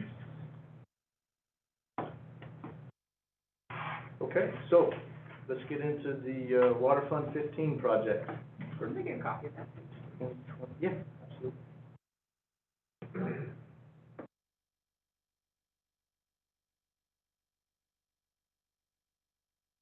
Okay, so here's the priority sheet. This is a summary, shows all the different scoring pieces that for each project and then what the totals are. What I wanted to point out is the first 4 projects kind of don't, the idea was that we put them all in order from highest to lowest. You notice the first 4 don't. The reason I did that is because those are in construction or will be in construction this year, so we can't really not fund those because we've already started them. So that's why the numbering gets a little skewed in terms of goes down and then comes back up and then decreases. So anyway, those are the overall. So just so for everybody's information, the presentation is at the back of your packet. Oh, sorry. So we Oh, got- yeah, I can't find it. We can't find it. It's at the back, I think it starts, we're on page 275. yeah. Oh, there we go. So Doug, I have just a general question. How, with all of the scope of work that is possible within the district, I mean, how do you come to this, group of 12 or 15 projects? Yeah, so we have a, project review committee, which is, senior staff, myself, Chip, operations, Steve from maintenance, as well as Greg. All the projects are brought forward and then we score them. Okay. And then we score them and put them in the master list, and then we look at that and start. Who brings them forward? It's mostly coming from the ops and maintenance folks who typically generate most of the projects, at least for the water side, because they're the ones operating and maintaining, they see the issues, et cetera. And so then, once a project comes in, then engineering will take a look at it and say, yeah, this needs to be replaced, or no, we could just update this, or X, Y, Z. But initially, it comes in as typically or recreation. Thank you. Yeah. Yeah, I don't think there's any capital. Now, so programs for that. one of the things also that we've modified that you're seeing incorporated into this is the new capitalization policy. So many of the projects that Recreation does do not meet capitalization thresholds, either by the nature of the work or the dollar amount. So they have some small improvement projects, but they will be covered in operational budget and not in the proposed capital budget. And this isn't an aside, but I wanted to ask because it was one of my questions. So the definition of a capital improvement is the addition of a permanent structural change or the restoration of some aspect of a property that will either enhance the property's overall value, prolong its useful life, or adapt it to new uses. And so I saw that there was a lot of vehicles in this. A lot of vehicles in this. But how do we justify vehicles as a capital improvement? It's covered in the capitalization policy. It has to do with its lifespan and this piece of equipment. It's very typical for vehicles and equipment to be capitalized because they do have an asset value. However, the life cycle is typically much shorter, so it's depreciated over a quicker period of time. Less than 5 years or something? But your equipment does impact your overall fund balance through asset value and depreciation. Right. And just on a side note, equipment and vehicle purchases usually are something that, the public expects a level of transparency for, as well as the board. So they usually are included in capital programs. A capital program isn't necessarily a construction project. It could be something purchased, or it could be something donated as well. Like the CMMS or those kind of things aren't considered. Yeah, it can be. So it just depends on ongoing service fees are not capitalized, but large, like the ERP in its totality or the CMMS would be, Could you describe? or a water right could be.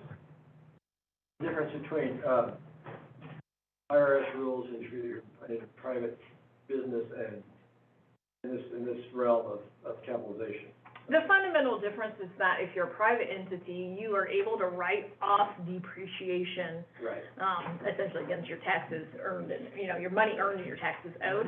We don't pay taxes, and so it's more of a gauge of the health of your fund balance. Some entities, not many, but some, they basically plan for their revenue requirements for funding of their capital programs based off of a percentage of their depreciation. So one of the things as a board you would look for is you'd want to make sure that over time we're not depreciating so many assets and not adding value. So you always want to have a positive overall fund balance. And if you're constantly depreciating assets but not taking care of your assets, so adding value at the same time, then you kind of get into trouble. We don't utilize depreciation numbers for development of budgeting for capital projects or revenue requirements. We do what's referred to as the pay-go method. It's just a different type of method. Okay. You could do either. Depreciation is a fairly new thing in the grand scheme of things, And for public agencies. do we depreciate our properties? We don't depreciate our properties, right? We depreciate things that lose value over time, like buildings, vehicles, pipe. That's a tangible asset. That's Real always property is- concerns me, is that we don't pay taxes, and so we're essentially, by holding 11,000 acres of property, we're taking money away from the county coffers. So that would We don't be, pay property taxes, it's paid. Yeah, but that's just not something that would be under the purview of a water district. Remember, our That's mission, state. yeah, Mhm. that is not, that wouldn't be really, I don't know how else to say it, of concern of this board. But you were talking about income taxes rather than, No, property tax, Other we don't pay taxes. property tax. Property. I was talking about income. Director Peters just referenced property tax. right, which is different. Which is different. It's true status, you know, Right. that's not paying taxes. You have to pay planning commission days. If it's open in land trust, or if it's open to the community, then you probably don't have to pay taxes. But if it's closed to the community, no public benefit, you might have to pay property taxes. Oh, do we pay property taxes? No, No. I think we are exempt by state law. Yeah. I don't know, Which is different, Dustin's but that's- shaking his head, yes. But that's We for don't- parks. That's an aside. Yes, and But we don't pay property taxes, but you wouldn't make, a decision whether or not to sell property would not be based on, for us in particular, water district, whether or not the county's receiving property Right. tax for it. Right. Moving on. Yes, no. we digress. Oh, it's lunch. No. Any questions before I get into the individual projects on the scoring overall? Good. All right. Other than, I don't have a question, I just want to say, again, thank you, thank you, thank you. Welcome. Because having a methodology and a structure to evaluate projects each against the other makes so much sense. And when I first came here, I asked, how do you evaluate projects? And it's like, oh, when something breaks, or by division, if, you know, this director got a project, then the next time it was the next person's turn. It's like, that was terrifying. So this is such an improvement. Thank you so much. And I just want to remind the board, so as Doug goes through the project slides, then if you want additional detailed information, refer to the project information. Right. Right, got it. Which should be in the same order as the slide. Yeah, they're supposed to be in the same order. Yeah. Once you start with one, you should be able to find your place. As And we move forward. we have a lot of slides to get through, so we're gonna Okay, go well, through I'll- fairly quickly and not Okay. touch on every single thing on the slide. Okay. Okay, David Way Pump Station, real quick. This was one that was in 2022. About 2 weeks ago, we got an email saying that the generator had been delayed, and that won't be delivered to the factory until February, which means the pump station won't be delivered till March. So, we had to push this project into 2023 budget because of the delay of the generator, which the whole last year was delayed because of the generator for the most part, and now here we are again, being delayed. So, knock on wood, hopefully it gets delivered and gets installed. On the 2022 CIP, and this is a general question because it happens on a lot of these, it doesn't, on 2022's sheet, it said that we spent $412,000 in prior years, and that our 2022 budget was $75,000. So how do you arrive at these numbers on this actual sheet? So you're talking about the individual Expenditure sheet now? Yeah. Expenditures and Can I get funding. to that? Okay. So, yeah, so the prior years is money that we had spent up to this point, which is the 227.74. The projected for this year, is the 127. So when you add those two numbers up, you get the 355, which is what's on this sheet. Yeah, but last year we said it was 412 and 75, not 227 and 127. Better accounting. Yeah, so remember what the 22 number is showing you. It's showing you what's been expended to date and what is proposed or projected to be expended through the rest of the year.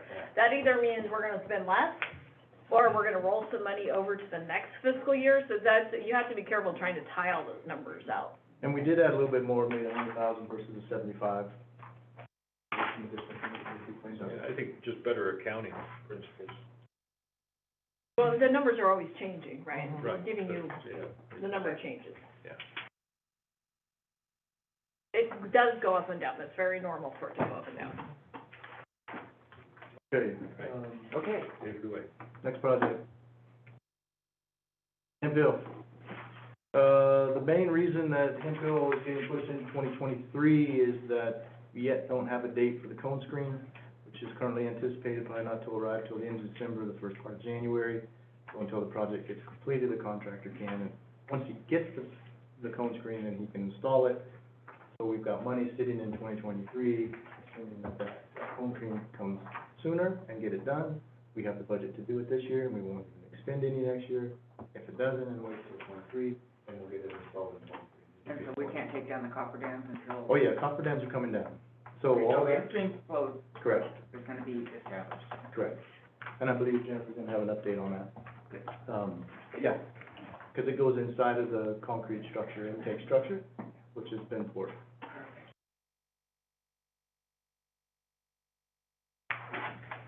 Okay, main ramp repairs, it kind of kept snowballing on us in terms of what our original thought was just replacing the deck as it went across the span.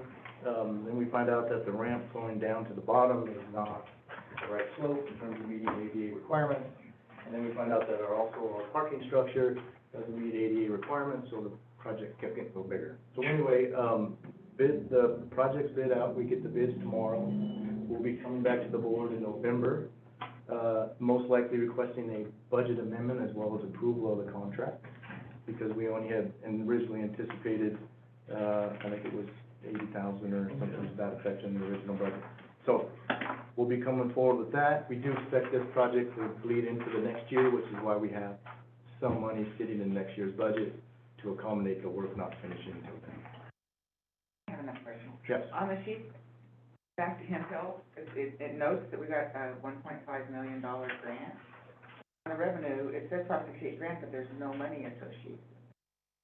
Isn't grants considered revenue? I noticed that one too. And grants are considered revenue.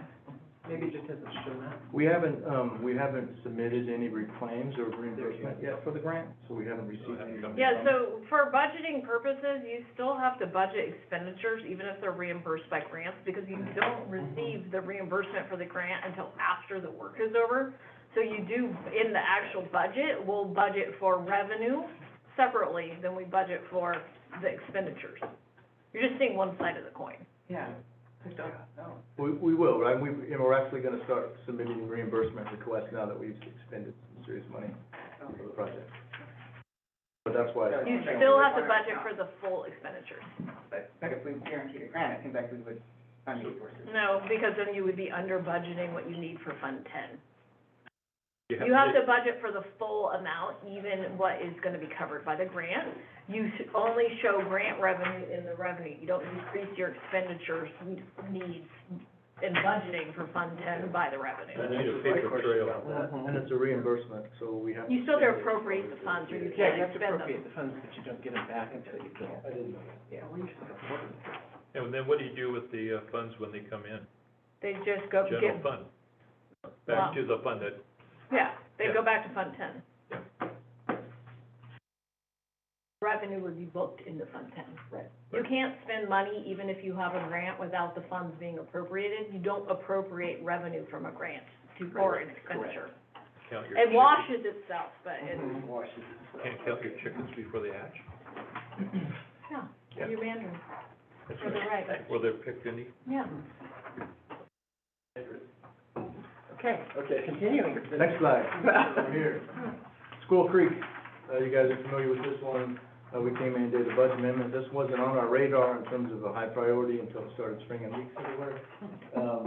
Contractor is on site. They have replaced a good portion of the pipe on the north side. They still got to do the crossing and then on the south side. So they're underway on this one. Again, looking at the overall projection of completing the project, we expect this one to bleed into 2023 as well in terms of construction, so that's why we have money for the money.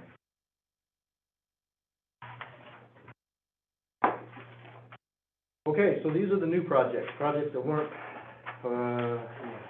except for one. Anyway, moving on.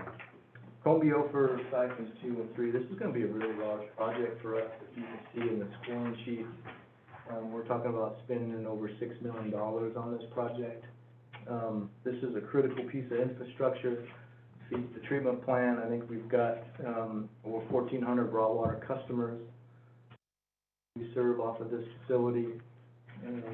If you look back in the sheets, you can see on that project the maps. The reason it's gonna be so expensive and difficult, one, it's a relatively large facility, and two, the locations on which we have to deal with it. We're crossing Highway 49, we're going through the hospital parking lot and through their solar arrays that they've installed. We got across two creeks, Rock Creek as well as Dry Creek, probably some relocation and existing Caltrans. It's gonna be a nightmare, which is why in this first year, next year, what we're asking for is 170, and that's really to start the permit and the design process, figure out what we can do, what we need to do, what kind of realignments we need to do, et cetera, and move forward with the project. Did you say you're upsizing these pipes? Yes, they will be upsized to meet the master plan flow requirements that we currently have on the master plan. Well, currently, aren't we updating our master plan demand flows right now with plan for water? It seems like we would wait until we had our demand more. So we'll do the update of the raw water master plan once we get through the plan for water, and then we start that next stage. But until then, Because we don't know, you don't know how much they're upsizing, but you're only upsizing it for these four. Are there moratoriums downstream of these? I don't know if there's moratoriums, but there is restrictions in the facility, that we have to deal with, and so I think it would allow more opportunity for water to be served out of it. Chip may have a better feel for it. Yeah, in addition to that, this is the main trunk line that can supply Rock Creek in the event of an outage, which supplies us, ECWA, a bunch of other agencies. Right now, it's very limited because we just can't get the water there, so, it's a critical piece of it. And it's only 80 years old. Yeah. Right. It just seemed like it was a little premature because we don't know that we're doing the demand modeling in the plan for water, even though. Yeah, but a big Water master. A big part of what we need to do is figure out the location and how we're gonna construct it and where that all fits into play, whether it's a 48-inch or 54-inch rack. So you'll be able to Combine find into the difference of that, correct? base it on holes. 'Cause Correct. I don't have. Depending on when we get moving forward. Yep. You're not saying you don't wanna spend the money and take it to, backbone extension program? No. Just checking. No, it just seemed, it was just odd to me. Okay. Next one, the other side of the building, operations side of the ramp, which is currently another, access to get to the front counter, using that for, folks can't utilize stairs. It is also in need of replacement, so we will be replacing that one this next year too. And it's critical, and you can see if you go out there, struggling. And then what are we gonna do for access? All of these are under construction. What is the temporary? Flip-flop it. Yeah, when we shut this one down, then we'll route folks either through the front counter or through the other access route that way. And we'll try to minimize that when we do this one in terms of certain timeframes, and see what we can do to minimize the impact to public and board meetings more specifically. Okay. Next one, these next four are all the DFWLEs. First one is Maranatha. I believe that you're familiar with this one. The gentleman who's in this boardroom more than once. We've got more than enough funding agreements. We've got 12. We needed 10 or 11. We need 11, so we're doing great. Good job. I have a question. So we're still, we haven't gotten the bids yet, right? And so Correct. they can still back out if bids come in. And if it gets below 11 when the bids come in, does that mean it's not going, or how does that work? So our thought was that we give them an opportunity to back out of the project when we get the bids received, because they are now on the hook for the whole cost, whereas before we had a not-to-exceed number. So we have the opportunity to do that, but no, our thought was if one backed out, well, if one backed out, we would still meet the threshold. What if two back out? If two back out, we honestly haven't had that specific discussion whether we. Think about it. We'll revisit it with the board. Yeah. It's, okay. Yeah, because it's silent in the regulation. This, yeah, 'cause it's a new piece, so. Before, there wasn't an opt-out opportunity, and to sign a funding agreement, they were executed, that was it. Next one is Table Meadow. This finishes off the Table Meadow section, again, one of the four that was approved. We received 13, property owners participating in this one. And it actually closes the loop on Table Meadow Road. It's really good. Alley Lanes, next one down in Auburn. This is a smaller project. Again, we've got 5, I think we only need 4 to meet the 50% threshold, so. Move forward with this one, and all these projects, again, we're planning on designing and contracting and building this on. They're all included in the final budget. We can get all these accomplished. Last one is Harris Road. I did want to point out, being sensitive to the board's direction when we had the discussion about not shrinking the projects down. So we didn't do that. We kept the footprint the same. But after taking a look at the project, we realized that we needed to add some small 4-inch laterals to be able to best serve the overall project. So we've included that, and so you can see that the cost of that project has gone up some. But these folks are all signed on based on that new cost. And so that we didn't change the footprint because we didn't want to try to keep getting it smaller to make it meet the threshold. So I just wanted to point that out because it is a little different. I had a question on, back on Marinette.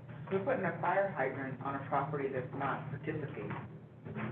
It seems like we wouldn't put a fire hydrant right on a property that's not. It's based on spacing. Improve their property value to have a fire hydrant on the property. Well, it could just be literally on the other side of the road, and it would be on a participating parcel. And it would still be in the same location.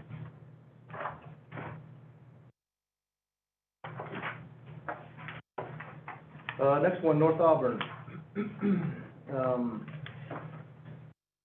This one, originally we had 600K identified in 2021. Now we've got the design done, and we've got a real scope of work, and so we have the consultant give us a new price estimate. And you can see it was considerably higher. Part of that, of course, is just materials have gone up in the last 2 years. Part of that is we now have a better scope of work on all the type of work that needs to be done out there, electrical panels, the electrical improvements, you know, all those types of things, as well as adding the VFDs, et cetera, and the MCC. So, and you know, probably originally, we were a little low when we estimated that originally. So, bottom line is, it's a necessary project that we need to get done. Right now, we basically have those pumps running on deadhead, which means they just run at full capacity and just feeding into the water in terms of, versus the VFDs, we can adjust the flow rate so that we can keep that water. So the cloudiness that we were told about coming out of Auburn, would this have anything to do with that? Or it help alleviate that? No, that was something. Okay. This is just getting water out of the treatment plant into the system. Thank you. Next one is Lincoln Canal. There's several crossings that need to be replaced, identified here, Monument Place, Hungry Hollow, Wild Turkey, and then Sago Lane. And then also got to look at the inlet outlet of the Fowler siphon. It may just be a hydraulic concern. It might be able to make some adjustments to the inlet, be able to get water to flow through the pipe versus replacing the whole facility. But once we get into those details, if we decide that the facility itself needs to be replaced, then we'll come back with a budget and add that to the project. So this project is really about looking at improvements to the, not necessarily replacement of the whole structure. But 300,000 for all the rest of them, that seems kind of light, isn't it?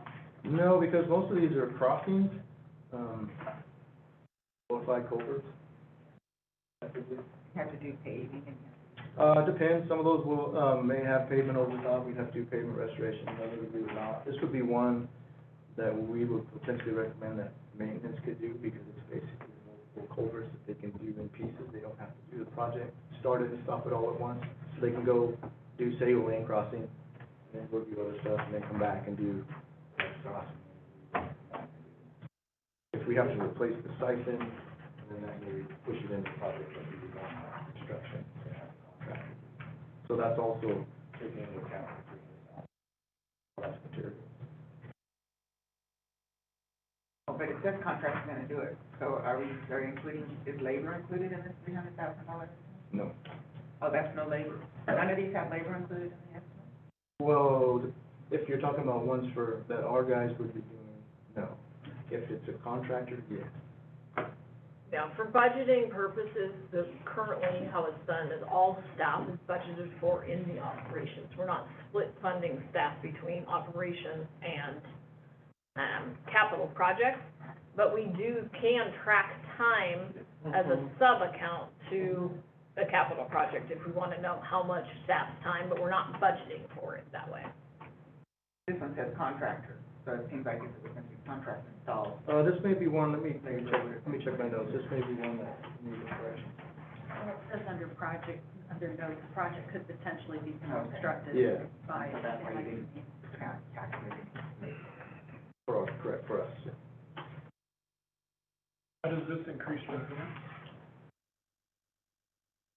This does, and I believe what this particular one, this may be in a neutral one. Oh, it might be, you gotta look at the actual scoring sheet. Yeah, it's a minimal, so it must be restricted. Well, you've got it low. scored at 7, increased revenue potential, so it's pretty high. So it must have had, some restrictions in that in terms of the ability to deliver water to the plant. Okay. What was it? Are there moratoriums on it? It's a limiting of sales, it's undersized, where you haven't turned people away, but we're limiting how much they can purchase. Ah. Isn't always better to oversize a little bit? No, not at all. I mean, I always do. And it's, And I do too. I have the unintended consequences of, it works out a lot better sometimes. Yeah, in the raw water stuff, you gotta look at it a little differently because you have issues with plugging and things getting in there, so you typically want maybe you want 18-inch minimum for a lot of that facility, even though you may only need a 12-inch pipe, because 12-inch pipe plugs real easy, whereas 18 doesn't. Versus a treated water line, where you're typically not adding a bunch of fluff in the treated water line.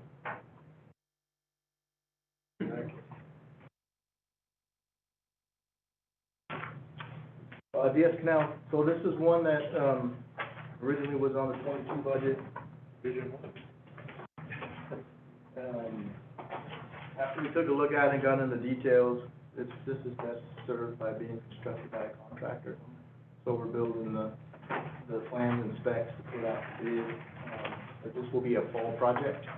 We didn't make the fall window this year, so we will have those on the street and bid out this summer, and then in the fall, they will come in and do that. Yeah, shotgun over.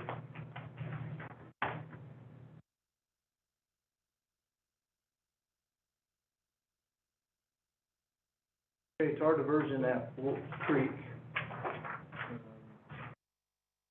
Basically, what we have in this year's budget is just for the CEQA and permitting. It's Wolf Creek. It's not gonna be an easy process, it's gonna take a lot of effort.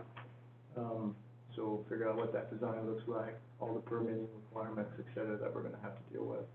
And that's what we're gonna be doing this year. And then we would recommend that we would then build that structure in the fall. Do you have any ideas how long this has been there? There for, I don't think we've replaced it ever, right, so, in a long time. First time in 100 and something. Yeah. It's an old one. How many customers are on top? 637 customers. It's the longest canal we have. Do they all have, special water deals? We sell 1,400 inches, I don't know what. Only some of them have special. Small, huh? 8 Yeah. 8 out of 600. Yeah. has been adjudicated. So I'm told that this thing really in desperate need of being replaced. Yep, it's just not something we can go in and do quickly, Yeah. because of where it's located. Because it's on Wolf Creek. On Wolf Creek. It's a serious issue. And then the next one is the Tar Canal. This is one, if you look at that, you see we propose to spend money over multiple years. It's a relatively long section. Again, there's 637 customers on the facility. So we anticipate building this between now and 2026, so over a 4 or 5 year window. Because one, we can't just necessarily do it all in one shot, because we do have to keep water moving and bypass, et cetera. So constructability is gonna be a big one for that one. terms of the process. And then when we get into it, we might see that some of these areas we don't need to replace with the culvert, the box culvert. The problem is it's relatively flat and low, so trying to put a round culvert in there to meet the flow requirements can be problematic, whereas the box culvert, you've got a profile to meet the existing canal structure. And then, but some of those areas might be able to just improve a shotcrete or maybe even more of a concrete type of thing like we do up on the, yes, where we come in and actually shape it up and form it and use rebar, et cetera, and actually for an open section versus the concrete. So as we get into that, we'll look at those areas if it makes more sense to do one of it. Some of this tar ditch is also, goes random. What do you mean? But not through here. No canal, not through this section, but there's no canal. It runs through a, what we call a It drainage underground, which is like a Comes out natural somewhere else. channel. So our canal runs into a natural channel, shoots down the hill, and then we recatch it again. Camp Far West is an example of that, where it runs through random, and then we recapture it. So once all this work is done, I can tell people there's gonna be winter water. No, I believe there's winter water on that facility already, but No. This is that's a discussion you have with Chip. No, I just- Is the box culvert, covered on top? Yeah, It is, or it's not currently covered now? correct, it's just an open canal, it's got some shotcreting in some areas. Just the poor soil conditions out there make that shotcrete move around and crack, et cetera, quite a bit.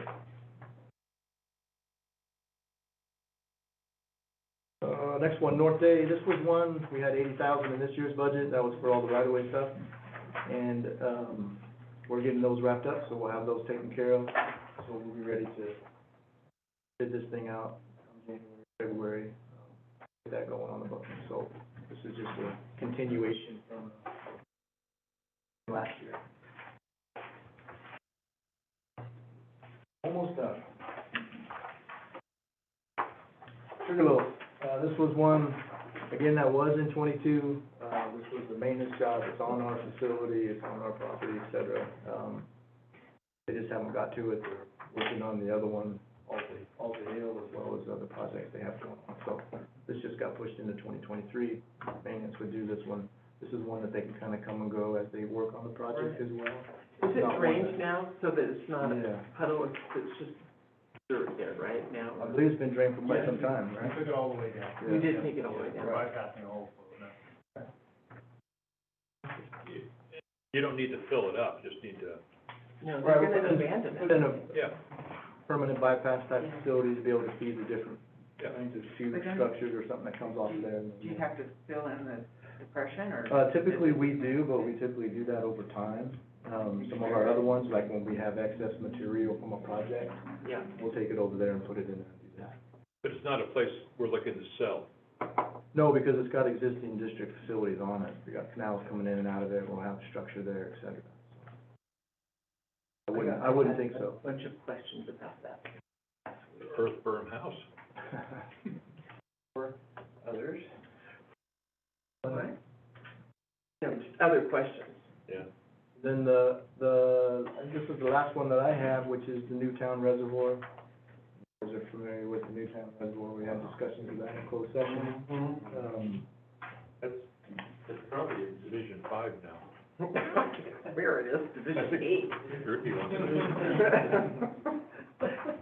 So anyway, working with property owners to get easements and that type of stuff, and I'm so glad this is moving forward for everybody. So we're bypassing this one as well? Abandoning? The bypass is No. here. No. this one we're keeping. Oh. that much money. We're redoing the bypass, we're cleaning up the bypass structure, making some improvements to that, and then we're clearing out the reservoir and keeping that. We For all received discussion. direction from the board regarding this issue in closed session. Yes, we did. Yeah. I remember. Is that the end of our, no, it's not the end of our responsibility. No, because we're keeping it, and we're gonna, like, go back and clean it out once every... There will be a full settlement agreement. Yeah. We've had good discussions with the owners, so I think we'll be able to come to a resolution. Do you have the fellow on the other side? I We're mean, discussing. we've met, you know, multiple That's closed times session. with the folks on... We just met with him, last week. No, this week. Okay, I'm glad that he's joining the party, because Last week. He was kind of left out for a couple of years there. Yeah, no, we met, he came in the office and Adrian met with him. Oh, good. Who's gonna do the work on this? It would be a contract. But keeping material on site, et cetera, which reduces our cost. Yeah, I mean, I just did this last year. It's, a lot of work. Will be. Basically, we'll drain it down, let it dry for the summer, and fill in there, clean it out. The outlet. That'd be easier. Exactly those guys. And then that's it for me. This is kind of the overall, summary in terms of what we're proposing for this year's budget of 2023, it's roughly $9.5 million. Doug, can I go back to the Newtown for a sec? Yes. So, my understanding from our prior discussion was that a lot of this was about our desire to improve our facilities and make them up to a standard that met our requirements.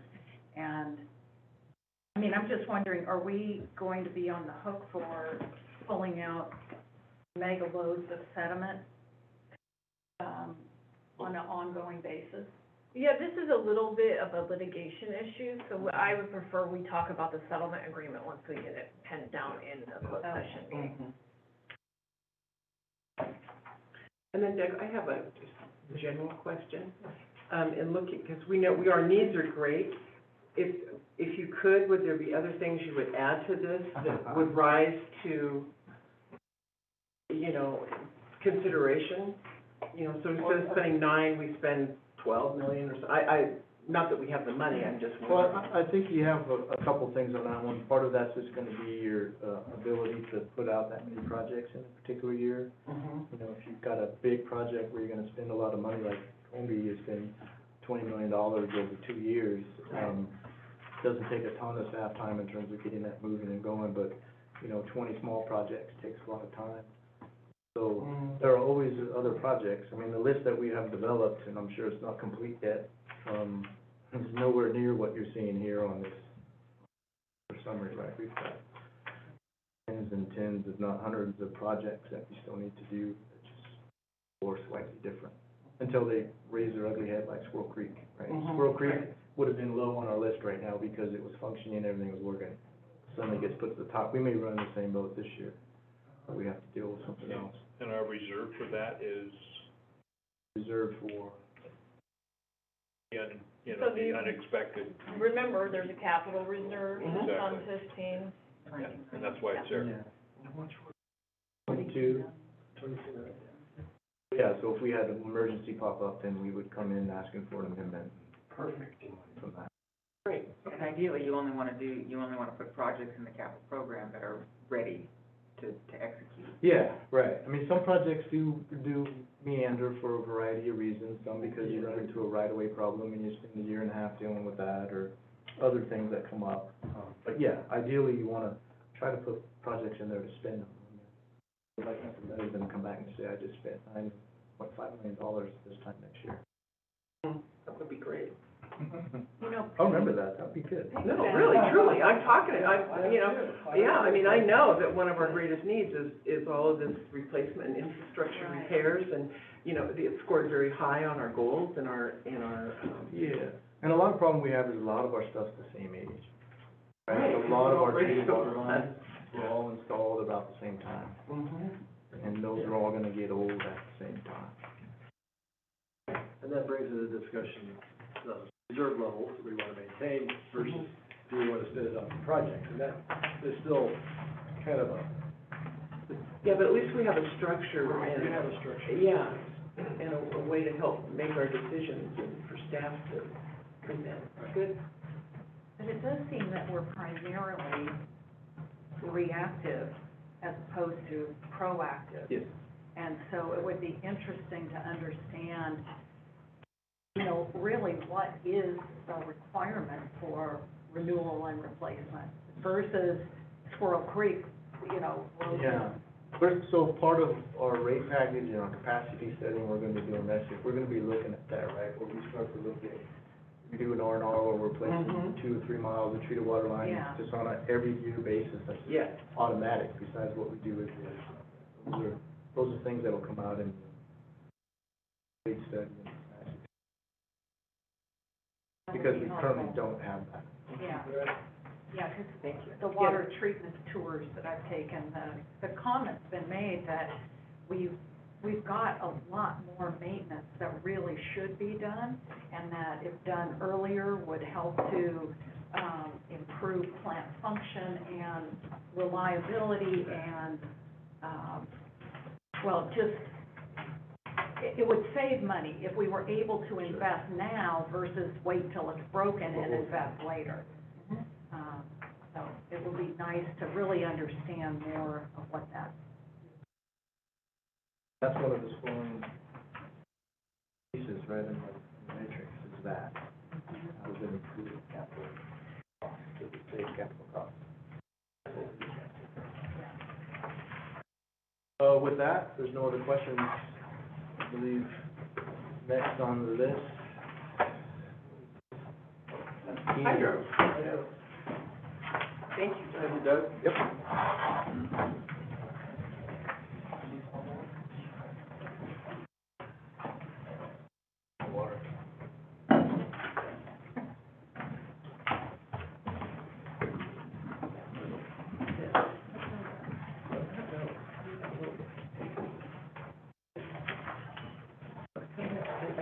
That piece,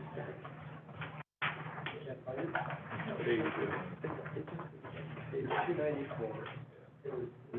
It's back in the presentation. oh, okay. The summary sheet. So longer yeah, list. I know. Morning, Ian. Morning. Welcome, there it is. All right, we'll go ahead and move through these, and I do have a fairly long list, so I will endeavor to move quickly through it. If you have any questions, just please feel free to stop me. Much like Doug did, we'll start our presentation here with an overview of the projects that were in our current year's capital improvement plan that are not included in next year's capital improvement program.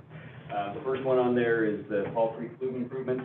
It's not included because it was completed this year, so we don't need to talk about that one. The boxcar spill lining repair, this is a section of the Bowman Spalding Canal that needs to be relined. We're kind of taking a step back from some of our canal lining projects in the upper division and looking at things a bit more holistically from the standpoint of how does this project score against something on the South Yuba Canal? Right. So we're reevaluating some of these lining projects. We've gone up and looked at this project. It'll absolutely last for another year. It'll need to be replaced in the future, but how does it shake out is what we're looking at. The new hydro field office, this was a project to construct additional facilities for the hydroelectric department. We've actually found an existing building that we may consider taking a look at that may prove much more cost effective, so we haven't put any money towards a new building at this point.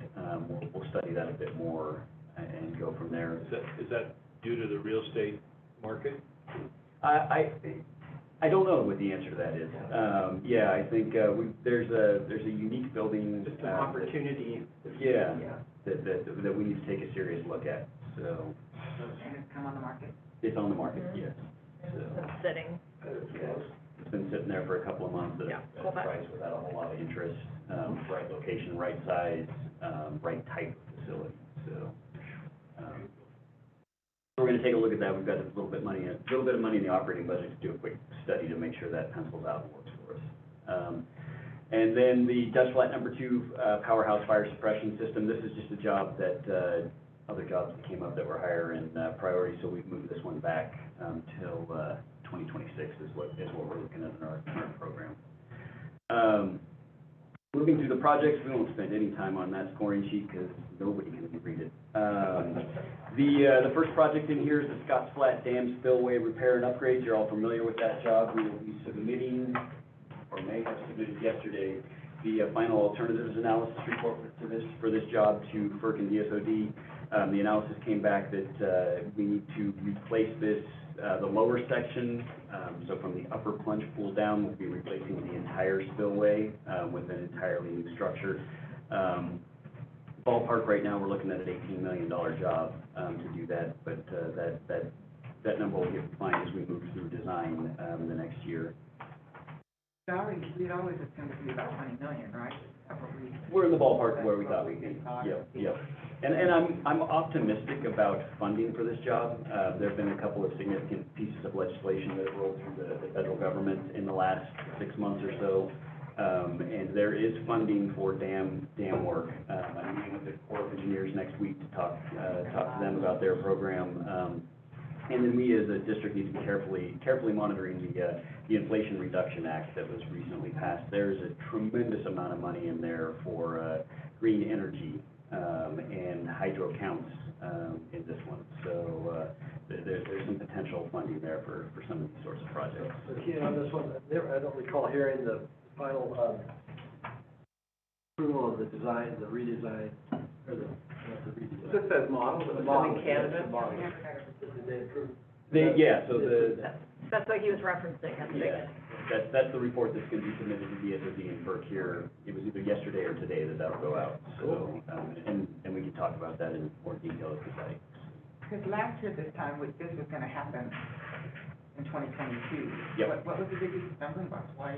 So did the they go significant, so when they got involved in the design, the lower plunge pool section of this presented some real significant problems. They had assumed that they could put a St. Anthony dissipation structure on the bottom. When they started drilling and seeing the soil conditions down there, it just wasn't going to work. So they had to redesign that lower plunge pool and then model that design to make sure it would function. So the folks up in Washington State or wherever that was? it was British Columbia, but yep. So they helped us optimize the hydraulics of the structure. And so that report will go to FERC here shortly. So, all right, the next project on the list is the Chicago Park Powerhouse refurbishment. This is another one that I'm optimistic that we could possibly get some funding for based on the Inflation Reduction Act. I understand that if you can get a slight increase in the efficiency out of an existing powerhouse, there's money for that sort of thing. May change the scope of work a little bit. We may have to do some things we hadn't anticipated doing to get a bit more power out of it, but I think that that's a possibility. I have a question on that. Yeah. So last year, there was two different projects. There was a 2362, which was the transformer project, and then there was the turbine project, 2253. And so the budgets for those last time, we didn't spend a dime on them, we didn't do anything on those projects? No. Now they're all combined. Yeah, so we've decided to combine all these projects from an accounting standpoint. It just didn't make a whole lot of sense as this project was moving forward. It's going to move forward as one job. There was money spent on those, the other jobs, but they've all been rolled into this new project. It's easier from an asset tracking, valuation, and depreciation perspective. And as the construction schedule came together, they are absolutely gonna be done as one project, so.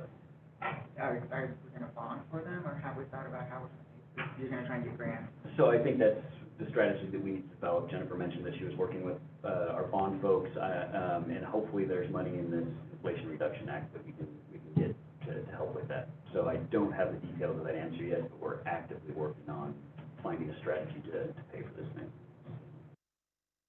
So let's, I'd like to think of things in the most positive way. So let's say we do get money from the Inflation Reduction Act for both of these projects, Scotts Flat and this.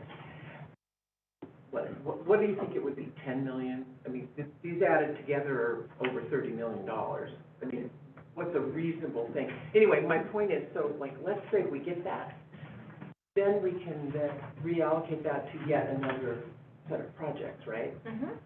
Yeah. Yeah. So we can, you know, it expands our ability to do greater work. Well, yeah, not year one, because remember, we have to fully fund the expenditures No, I get ourselves. that. But yes, in future years, when you get the reimbursement, it goes back to revenue and the parent fund, and then the board can determine how they want to expend it.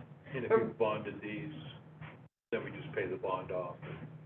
Yeah, so one of the things we work with our financial advisors is whether or not we make more money than the debt service would cost us on, Right. you know, make more money off of our investments in the market versus what the debt service costs us. Right. And that's how you make those bonding decisions. Mm-hmm. So, one of the things I talked to Jennifer about was the income impact to the hydro operation when the power plant goes offline. So my understanding is that we'll expect to see that analysis Yeah, we have a high level, it's about $4.5 million. We are putting together a revenue analysis of all of the powerhouses.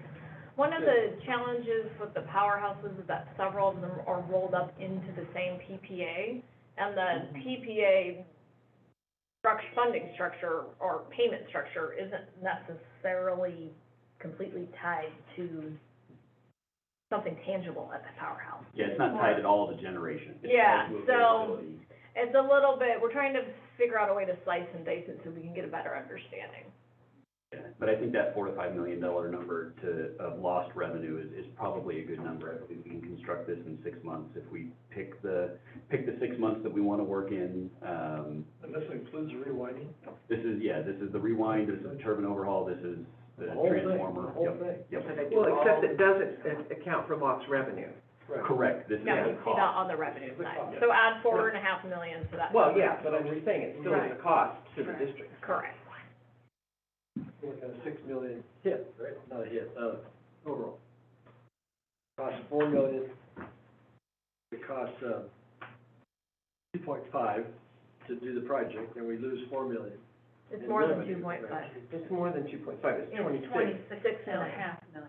It'd be about $30 million hit with all of it Let's inside. see here, this is, well, you don't have this page, Oh. these are the individual Yes, project that's the pages. okay, individual that's project right. sheet. So see, it's like, this is how much spent in each year. Okay.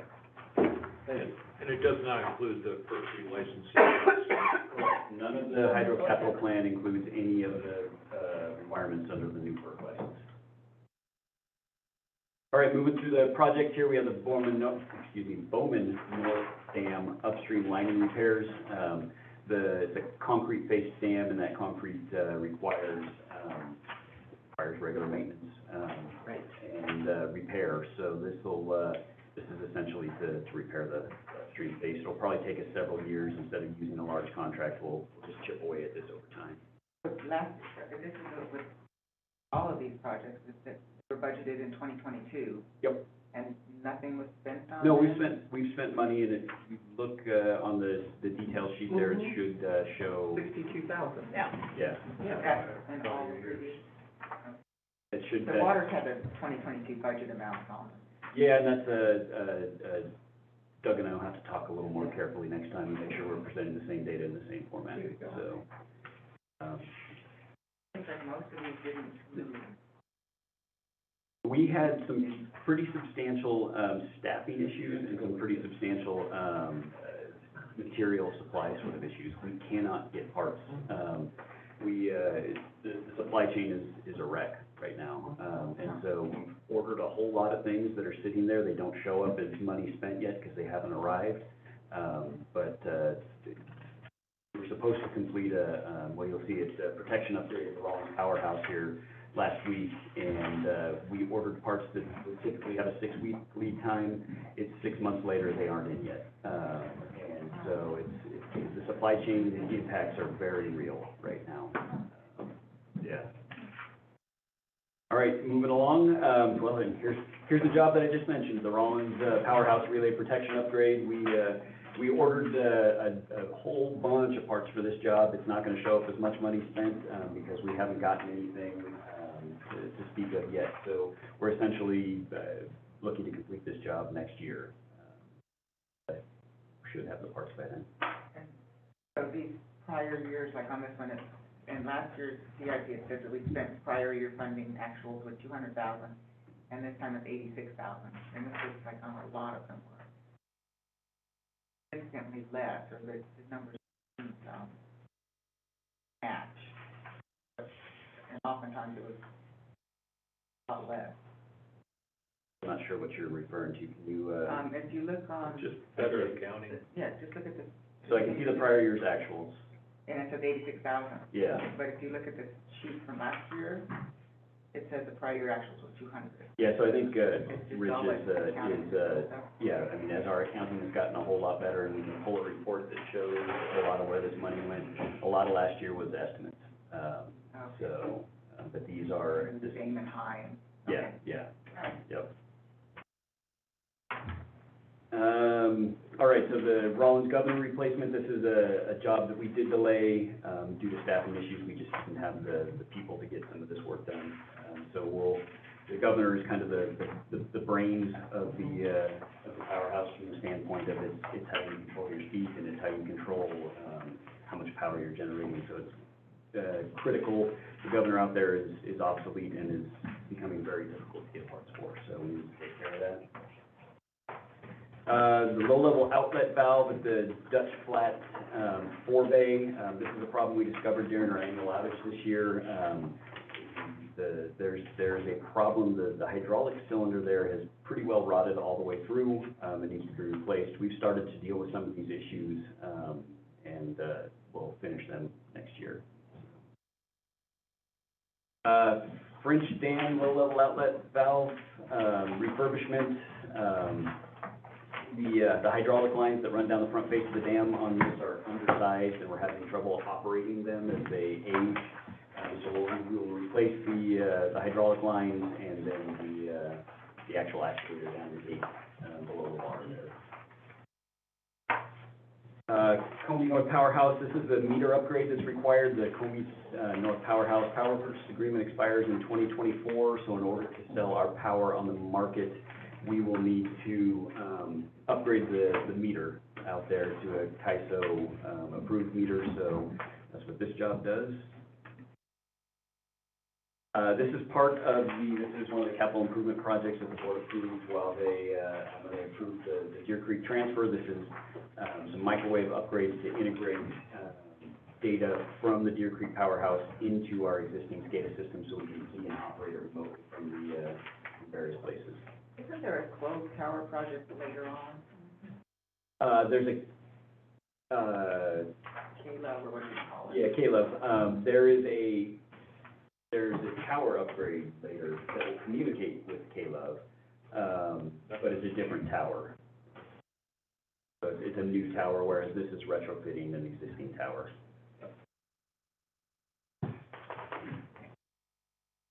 Again, on that one, when under notes, this project is continuing from 2022, but there were no, expenses. Yeah, so that, we haven't really spent a whole lot of money on this. We've basically, as the Deer Creek acquisition has kind of languished, we've just been holding this money back in reserve, and not spending it until we're there, so. Okay. The next, I believe, 3 jobs are fire detection upgrades at the smaller powerhouses, the Scott Flat Powerhouse, the Comey North Powerhouse, and the Comey South Powerhouse. These are required by our insurance. Essentially, it's, we're installing smoke detectors at the powerhouses that will report out remotely. They're fairly expensive because they do have to meet NFPA standards, and that is not cheap, but they're all required by our insurance company. We're putting on these smaller plants. When do you think we're gonna get a cost-benefit analysis of this? We're getting close. That was what Kian and I were referencing earlier. It's a little bit difficult to dice out the costs and revenue ability that's associated with each plant based off of the PPA. It's not quite logical. Four smaller plants aren't in the PPA, I don't think. But you want to look at it in the 4 smaller plants are actually, if you just look on a per megawatt basis, they're pretty good. One, I think it was Combi South. Well, we want to see a report on it. So it would probably be after December timeframe, I'm guessing. We keep putting money into it, and if it's not, we need to, Yeah. before we spend too much money on it, we need to figure out what. We're working on it. We're just trying to figure out the best way to logically dice up the revenue. I do agree though with Warren. Yeah. It's long overdue. Yeah, a lot of it had to do with being able to actually extract real costs out of Really good. financials. You have to have a real accounting system. Yeah. That's what's kind of holding it up. Sure, absolutely. All right, the next job is the Comey North capacitor bank upgrade. We have problems with the existing capacitor bank out there and can't meet interconnection requirements at lower loads. So we end up turning off the powerhouse and bypassing water. So this is an improvement that will pay for itself reasonably quickly, because it'll allow us to run at lower flows. The flows that we see during the winter, we can keep the units spinning, so. You know, Kian, on that comments you just made is very helpful to, kind of substantiating that expense. So if you wouldn't mind taking the time to just write that additional little detail, I think that would help me. Okay. Yeah, no, and I know Nate's listening on this, so he will make sure that it's in the updated presentation. Thank you. So, yeah. And this budget for this, it says $50,000. I believe last year's CIP said it was $325,000. Yeah, I don't know, I can't quote the number from last year's CIP, but, our guys working with, the consulting engineer have come up with a way to, essentially retrofit the existing equipment out there. Previously, we'd assumed that we were gonna need some new breakers, some new switches. It was kind of a bigger equipment investment. We've really gotten creative and kind of, whittled that down a little bit. It'll be a system that we build, and, I think it'll really work well, so, at a dramatically lower cost. We hand out bonuses for good thinking. Yeah. All right, next, project here is the dust flat number 2, cooling water upgrade. You may recall we did a similar upgrade at the Chicago Park Powerhouse. This, more accurately meters the flows that we're using for cooling water in the various, systems throughout the plant.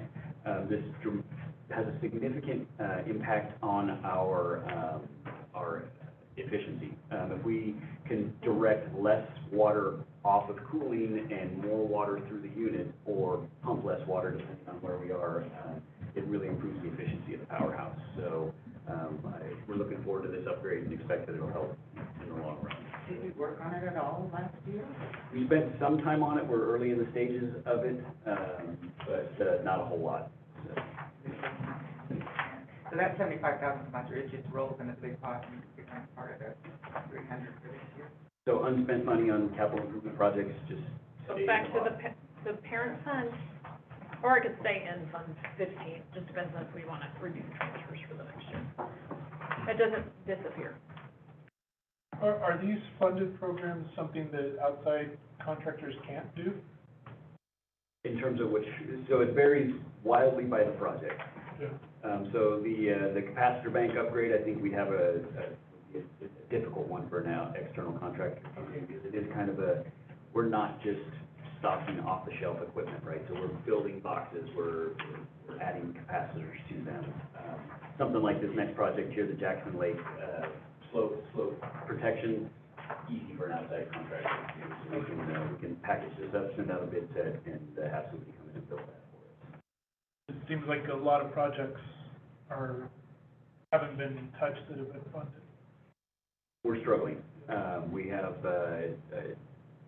have some staffing issues that have really become a problem, and then again, the supply chain sort of issues. Yeah, you have to remember with hydro projects, for the most part, their projects are, their bigger project cost is not in labor as you see in like a normal water line project. You see big labor projects, right? So those are projects you bid out. In hydro, you're seeing big equipment purchases, a lot of electrical work, so you have to order materials ahead of time. And then they don't necessarily lend themselves to being contracted out privately, due to the fact that you pay a large markup on materials when you have a contractor bid it. And so when the labor portion's very small, it's not to the district's benefit to contract some of those out. Okay. The Jackson Lake toe slope protection is just to rehabilitate the toe of the dam around the low-level outlet, so that's a fairly small project. This is one that the permitting is far more complicated than the actual execution. So we're slowly working our way through that one. Who's holding that up? In terms of which agency, I can't point to a specific agency, it's simply just the overall process. Work under the supervision of the Division of Safety of Dams is generally exempt, especially when it's small. It's the 401, the 404, stuff like that, so. Dust flat number 2 powerhouse, this is an ongoing project. We received grant money for the backup generator out there. This was some of the PSPS money. We tried to order the transfer switch that we need for this project, and it was over 300 working days of lead time to get the transfer switch.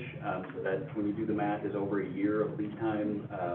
So very little money was spent on this project this year, and this is essentially just rolling into next year, hoping that we get the parts, that we need to install this thing. And this is just a standard generator, or what kind of generator is it? It's a standby generator, but it's quite a bit more complex at a powerhouse, because you have more than one feed that feeds the powerhouse. We can feed the powerhouse up to 115,000 volt feed from PG&E. We've got a 12,000 volt feed from PG&E, and then the powerhouse can generate its own power to power itself. So the integration with those systems is far more complicated than just a switch like you'd have at your house. It requires a lot of protection and a lot of coordination to get that installed. The Bowman intertie air switch and pole replacement, this is just a pole where the Bowman transmission line interties to the Spalding, PG&E Spalding transmission line. We just have a rotten pole out there with an air switch on the top of it that needs to be rehabilitated. It's important to note that 57% of this cost will be reimbursed by its Gray Rock LLC, the hay press units downstream from us.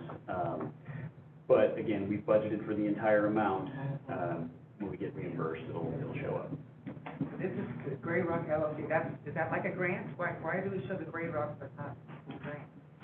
They were the ones that bought the hay press stuff instead of us. They'll pay. Yes. They'll pay their charge. Yeah.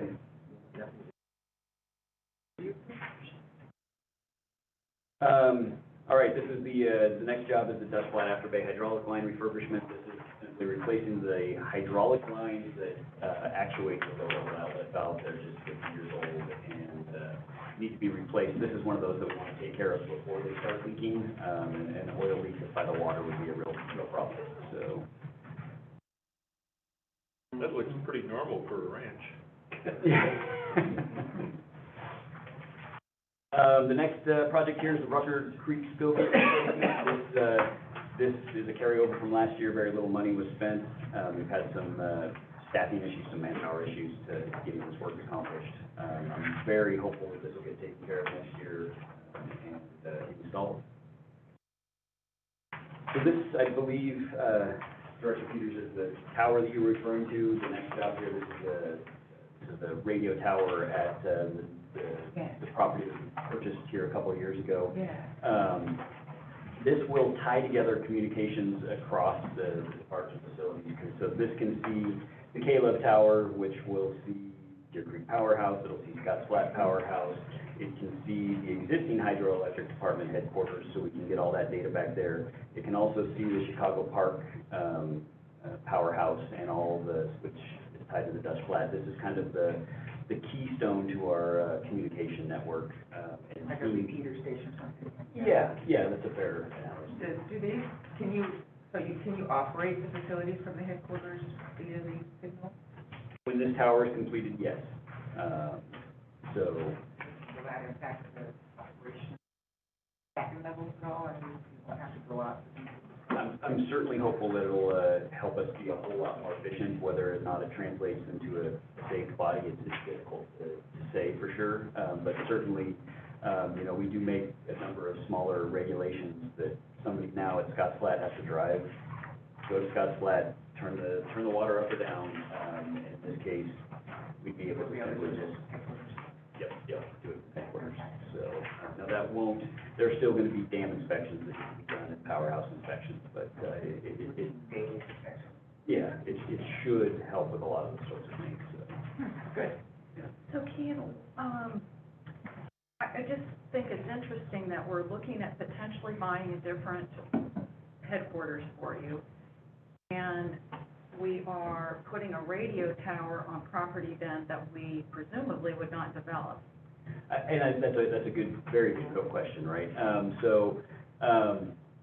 Yes, that is absolutely the case. However, since it ties all of our other facilities together, it is really a critical piece. Now, whether we decide to do something with that property later and dispose of it, if we don't want to build a headquarters, I would assume we'd simply carve out this piece of land and save it for our uses. So I don't see it encumbering the entirety of the land out there, just a small portion of it, so. It looks like 200 acres or something, what is it? It was a pretty big part. It was 200 some odd acres. 200 something acres. And I think that this tower has the potential to make revenue for the district. There are a whole lot of cell phone companies that are looking for places to hang cell phone antennas. So we'll be able to get our use out of it and sell some of that or lease some of that space to cell phone providers. And if you move to headquarters, it can still access the Yes, same, yeah. has the same. Yep. It might be a slightly different route to the headquarters if only that direct visibility. We may have to bounce off of a Placer County tower. There's a tower above Colfax that Placer County operates and maintains. We may have to lease some space from them to get to the new headquarters, but it's very doable. This is to scale? I mean, that little teeny weeny little blue box down there is your current headquarters versus that giant blue area? Well, no, the giant blue area is the entirety of the property. The little blue house on the figure there is just a picture, it's a graphic. not Just so no scale on the map. All right. So you can see the property boundaries in the back. Yeah. They're in a sardine can currently, and they're moving to this spot. Well- Where is this building that you were talking about with respect to? Lakefront. It's in Colfax, the town of Colfax, so it's probably close to where that little star is on In the, Colfax. yeah. Colfax. Yeah. Closer for commuting and. It's similar, it's from distance from Grass Valley, you turn right instead of left. Correct. Yeah, but it's about the same time frame. So, yeah, I think it has some potential and we'll study that. All right, the Chicago Park Powerhouse RTU replacement, this is another job that, was in the 2022 budget, that didn't get any work done on it. It's simply moving forward into this year. Parking lot improvements, and this one, depending, this is the hydroelectric office, parking lot improvement, depending on how the negotiations for the new facility move forward, we obviously won't pay for parking lot, but if we can't get a new facility, we are very strapped for space, and don't have, we're double parking in most cases in the mornings, when we have people come into the office before the district leaves, so we need to pave some more area and be able to function a little bit better, but like I said, this one will not move forward if we go on the other side. Do you know how much they're asking for that new building? I think it's premature to have that Yeah, we don't wanna discussion go there. regarding the new building at this point. There's a whole lot of what ifs that we need to discuss, so. This is a project for, replacing some of the canal liner at on the Dutch Flat number 2 flume. This is the flume that supplies water to the Dutch Flat number 2 powerhouse. You can see a section that's significantly spalled off in there. This is, will be designed next year and then constructed the year after that, is what we're thinking. I have a question on that. In the notes, it says, no design funds have been included as the design will be completed by NID staff and engineering. Don't pay engineering for their time to design? That's not how it's budgeted. Oh, It's it's reconciled. not. Remember, you fully budget for staff labor in the operating budget, and then there's some reconciliations that are done towards the end of the year, but engineering costs are direct allocated per the 22 and will be in the 23 budget, and then it's reconciled based off of what they actually book. So they'll charge the project number, Yeah. and then at the end of the year, But you don't budget how much you think that would So, Shot Creek, You'd be doesn't done. last forever. I was gonna ask, how 30 long does years. it last? That sounds fair. I don't believe this section's been replaced since it's been built, so it's, well, no, this has been overlaid, I take that back, so it's 30 years is probably fair. And what's the major, why does it fail? In a lot of cases, what we see in the upper division is freeze thaw. Freeze thaw? Yep, the water gets behind it, it'll crack just a little bit, Yeah. you start hitting water, and it'll just start popping it off. Yeah. So down in the valley, you see a lot of guys going out and shoveling it. Don't have that same problem as much, I think. Shoveling, oh, the, Dirt, weeds, Yeah. they're clearing it by hand. so yeah, these are lined canals, they're already lined in most cases. It's extremely important to maintain, the flow capacity in these canals, because water is money. And that's the difference. Yeah. So, the bucket truck, I love talking about the bucket truck. We ordered the bucket truck about 2 years ago. The board approved the purchase of this bucket truck. It has been delayed for a variety of reasons, out of the manufacturer, and their new delivery date is January or February of next year. So this is an encumbered fund. We ordered this truck, So we ordered at the pricing of 2 years ago. It's gone up a little bit. I think we've paid an additional, I think it was $5,000, so it's not dramatic, compared to Compared to what else it could have been. So would this be a rollover PO, because then further down the line, I saw another one, that said Encumbered this roll. PO was issued back in the day, and so we're having to roll it over. Not really. I mean, we're gonna keep this, remember, a purchase order is different than budgeting. So encumbering funds is just setting them aside for the purchase order. We're re-budgeting it.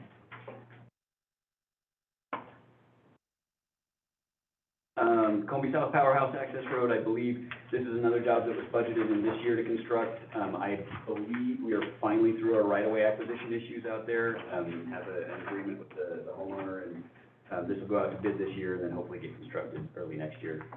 I have a question back on the bucket truck. Do we already have one of these? No. We have a boom truck. Never got it. Yeah, we never got it. Never got it. Yep, Yeah. yep, so. We're granting that one. All right, and then the next couple of slides are just capital equipment, they're trucks and side-by-sides. I don't know if we want to talk through the details of those. Did we miss the powerhouse access road? Did I? No, I mentioned it briefly that we're about done with our right-of-way issues out there and expect this to go out to bid in construction next year. It was budgeted in this year's budget, ran into a bunch of right-of-way problems, and then I think we've worked through those. This is a replacement side-by-side. This is what they use in the revision. It allows them to cover quite a bit more ground. I can get through all of the dam inspections in a much quicker period. So this existing one just needs to be replaced. It's got 8,400 miles on it. So if you kind of think through how much time it takes on dirt roads to put 8,400 miles on it, it's pretty incredible. How many of these do we have?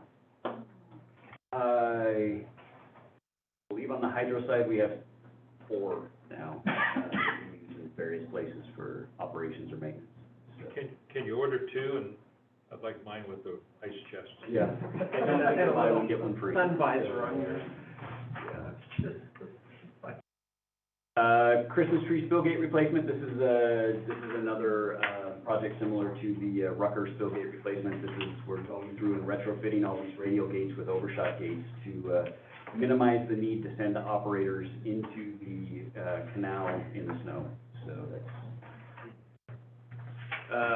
Chicago Park Flume and Forebay, another lining job. You can see some of the deterioration here. So similar to the Dutch Flat Flume, we'll do the design and figure it out. This is a job that may get bundled up with the overall overhaul of the powerhouse. If we're going to take an extended outage, we might as well work on the canal as well. So we'll see how that shakes out. Is that rock behind that shop, please? In some places, yes. I can't tell in this specific picture, but, yeah, that one looks like rock, so. Fall Creek Diversion Flume improvements. This is similar to the main flume, which was replaced just this year. This is the diversion flume that comes over. We'll buy the materials and replace it as time allows. The basis for this was public safety, so we have people going out and walking on that thing and falling through. No, it's more public safety from the standpoint of water delivery. This is okay. one of our diversion flumes. If we can't get the water down the hill, there's potential public safety impacts from that, so. Are these wooden? Is this, It's a wooden flume with a metal liner. okay. So where we have those wooden flumes, do we repair the structure underneath? So As that needed, yep. if the fire comes through, we don't lose it? Well, we still may lose the wood, so we're not replacing the wooden flume with a metal flume. Oh, you're not? We're simply replacing timber with timber in general, right? So if we find a rotten beam, we'll take that rotten beam out, put a new beam up in there. The cost to convert it entirely to a metal flume is dramatic, versus just the ongoing replacement. But something that we are looking to evaluate. Well, it just seems like in some areas it might be appropriate, in others it Yeah, doesn't matter. good point. Yeah. You look at that, you're saying, you know, this is good opportunity for some metal. And so that is one of the things that the study on the South Yuba Canal looked at. This is a very small flume, and not as critical, right? If we don't have water out of Fall Creek, it can still function. We can still bring water out of the upper division, it's just one of our sources out there, and so it's, this one would likely not be a candidate for replacement with a metal flume. Thank you. Why do we have it? Why do we have a flume? Yeah, why do we have this one if we can do it somewhere else? Well, so, yeah, that's not, this is a diversion flume off of Fall Creek. This is how we divert water off of Fall Creek. I'm simply saying that if it were to be damaged, Right, the district could still function. We have other sources. we have of supply. redundancy. Yeah. Backup, okay. Yeah, it is an important structure, which is why we are replacing it, but, this is an equipment purchase, as part of the South Yuba Canal. We need to get a new mini excavator so we can do some work out there. This is following, our shadowing of PG&E. We discovered this is how they do work, and it's critical to have one of these. And then the next couple are just trucks. We have trucks with 140, 150,000 miles on them. Now that we've gone to a different methodology for evaluating trucks, these show up as vehicles that need to be replaced. That's a methodology that the former maintenance manager put together? No, this is, similar to what the city of Lincoln is. Yeah, we brought it in, it essentially takes into account mileage, frequency of repairs, importance of vehicle, whether it's existing, what it's used for, and it develops a score, but the lower the score, the better the vehicle is, so. I think Or did I get that backwards? that methodology is included in the, It actually, I thought it was included in the sheet, but it's not. okay. That's helpful to know. Yeah, we'll bring it forward. Yeah, It's interesting, yeah, so we have all the equipment loaded into Yeah. it, and then you can see, Good addition. yeah, and it helps us Yeah. identify, kind of goes red, yellow, green, Yeah. so red needs to be replaced. Yeah. It helps us plan. Yeah, Yeah. no, It very doesn't compare like the, placer yard vehicle to the Grass Valley. All vehicles are loaded by fund, so when you're doing comparisons of what vehicles need to be replaced, it's by fund. but they're all compared on the same scale, Yeah, so we're not, So if it meets in the hydro, but there's worse ones in the water for maintenance, or, you know, another fund, you wouldn't say, well, this Not gonna is bump really them. actually worse than this one, so let's no, move this one over here for now. no, because they compete for money in a fund, not department to department. Yeah, Fund 10 versus Fund 15. Yeah. Yeah, that's what I'm talking about. Just the Fund 15 vehicle, it meets the surplus, but there's worse Fund 10 vehicles. Like, the worst Fund 10 vehicles. well, And the then- 10 vehicles should show up in here as well, and I believe they're. Yeah, you're using the same scale. Yeah. I mean, it's amazing They're you're getting, independent evaluation. So if your trucks in hydro are in worse shape, but you have less money, you don't get money from water, and water doesn't No. not replace their Or truck old vehicles. because you have a problem. You stand on your own. We do sometimes shuffle, if we're gonna surplus something, but it's better than Yeah. something someone else has, we can shuffle that way, That's what I'm but, talking about, because it says it's gonna be surplus, and I thought, well, before they would see, they give it to recreation, do they have to? we still do that. I mean, it's amazing they're getting 140, 150,000 miles in traveling over Bowman Road. I've been there. It speaks to the quality of maintenance that we have in Yeah. the shop, and, Where it might work around here, local, That's what I'm saying, Yeah. and paved roads, yeah. I mean- And we do that. but when a truck starts to cavitate, it Okay. cavitates.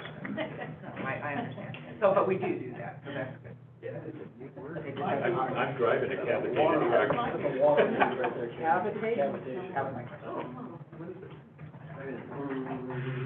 Holds up. All right, so, this is a new truck, so this is not a replacement truck, so this wouldn't be compared on that scale. This is, associated with the South Yuba Canal and the crew that work out there. We just didn't buy it this year. This is a Cal ISO meter tester. We're having anybody's looking for a side career, Cal ISO meter testing is the way to do it. They're writing their own, paychecks at this point. So we are investigating whether or not we can buy our own meter tester and certify our own meters. It doesn't look like that can happen, so this may or may not happen, but we have included it in here, but won't buy it if it doesn't work out.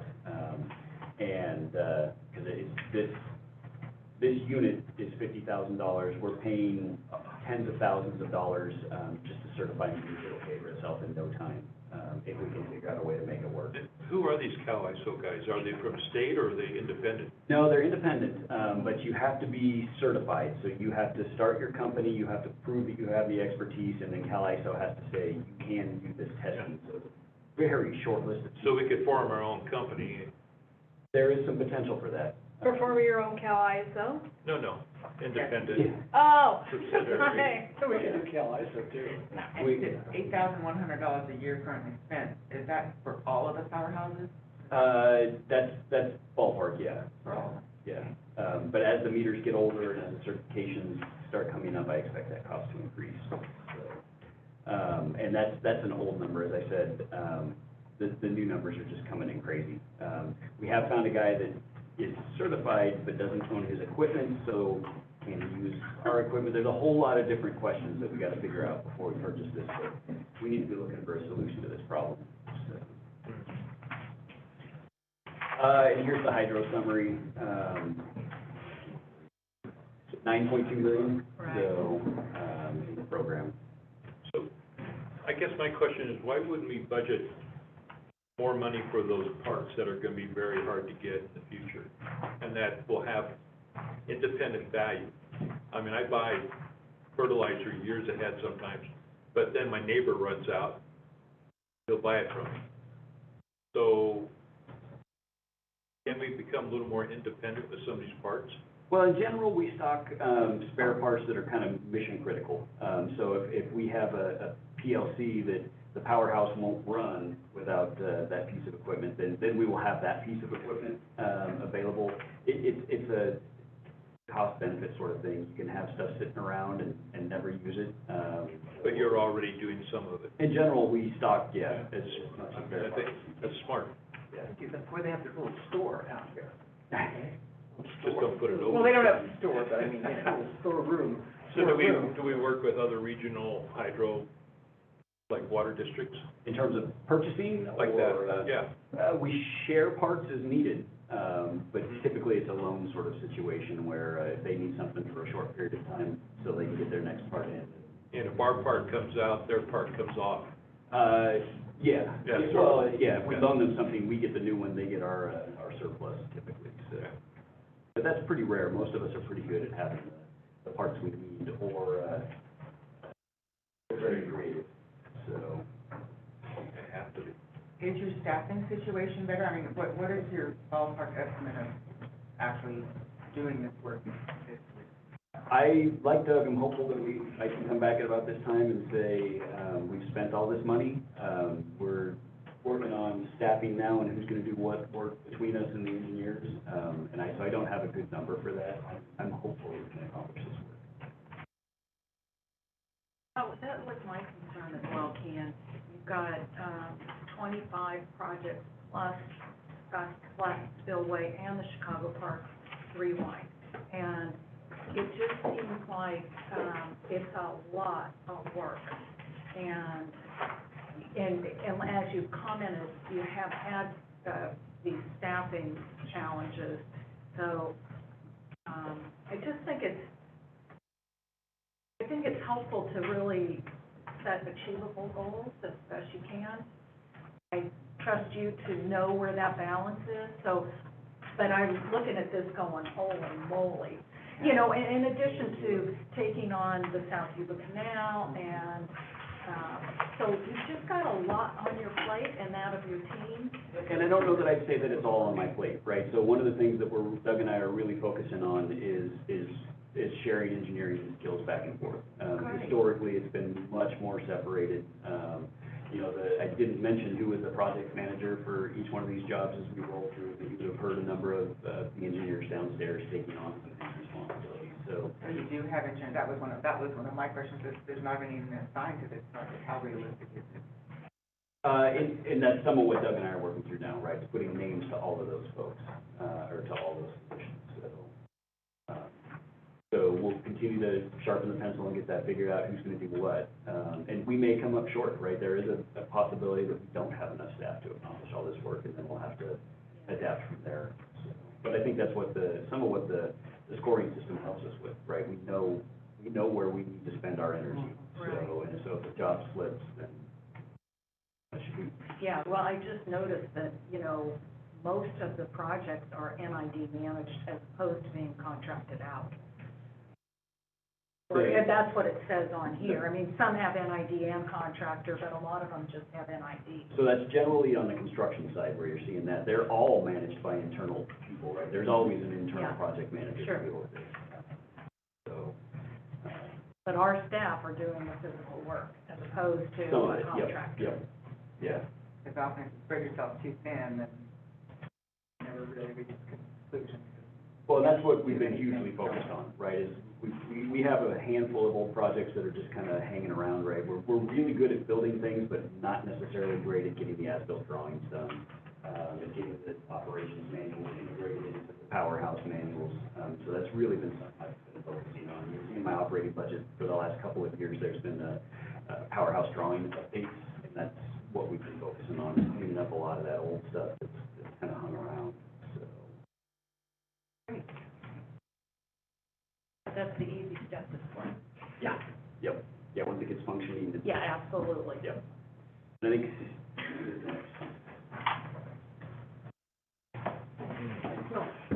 I know, but It's getting cold, I highly recommend we finish. FYI. Yeah. Before we go close. So it's just equipment left, so it should be pretty quick. Maintenance? Well, and then we have a couple from Chip, She never wants. I know, she wants. because it encourages everybody to be more efficient. They're smelling pizza. Oh, my God. Morning, Steve. Good morning. Welcome. Morning.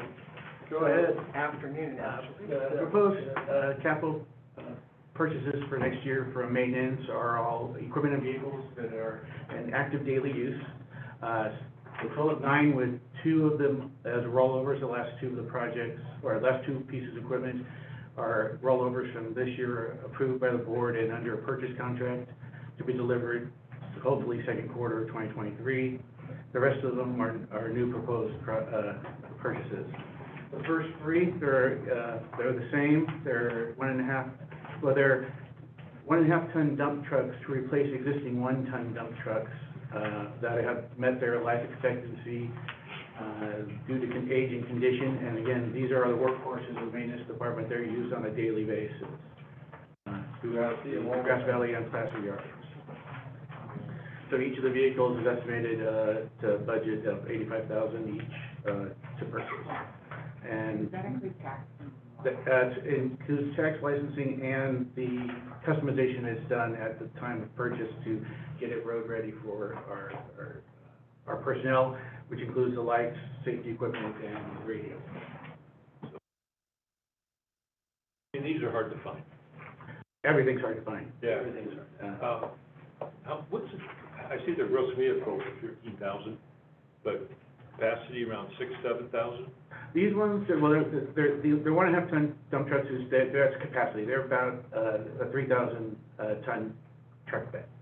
And they're so much easier to get into some Well, that- situations rather than getting a dump trailer from Best Trailer or something. Improves efficiency, allows us to get into the canal areas easier, quicker, for our guys to do the work that needs to be done.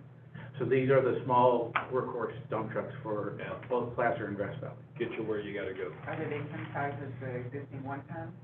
Same size, that's where the 1.5 is gonna have the same size, but it's gonna have better braking capabilities based on the new technology and, a more hardened bed, because one of the things that happens is these get beat up pretty bad out in the field.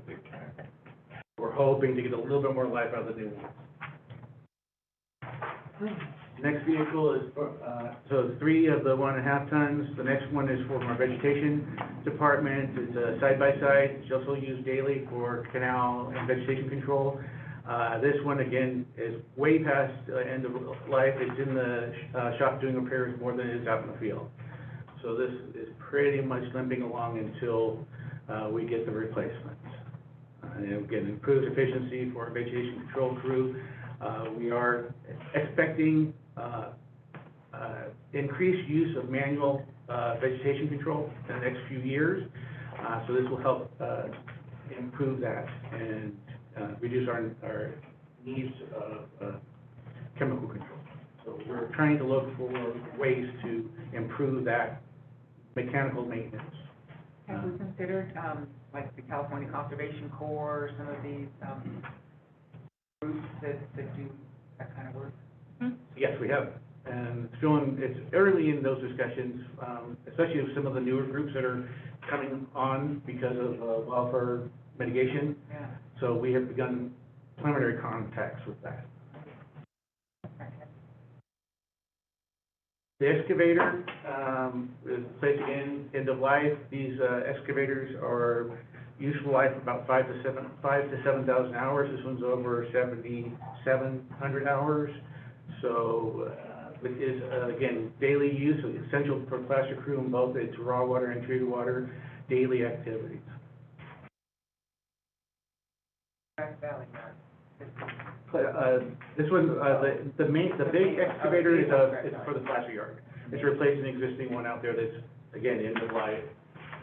The mini is for canal maintenance for our raw water team out of Grass Valley. That is also a piece of equipment that's used daily for all types of activities throughout the year that are for raw water maintenance. 70% of the raw water canals are in Nevada County and 30% are in Placer County? Is that the 70-30 split you talked about? I don't, no. Flip-flop. It should be reversed, correct? Yeah. It's flip-flop. Meaning 70% in placer. placer Yeah. and 30, yes. The preponderance of all our customers are in Placer County.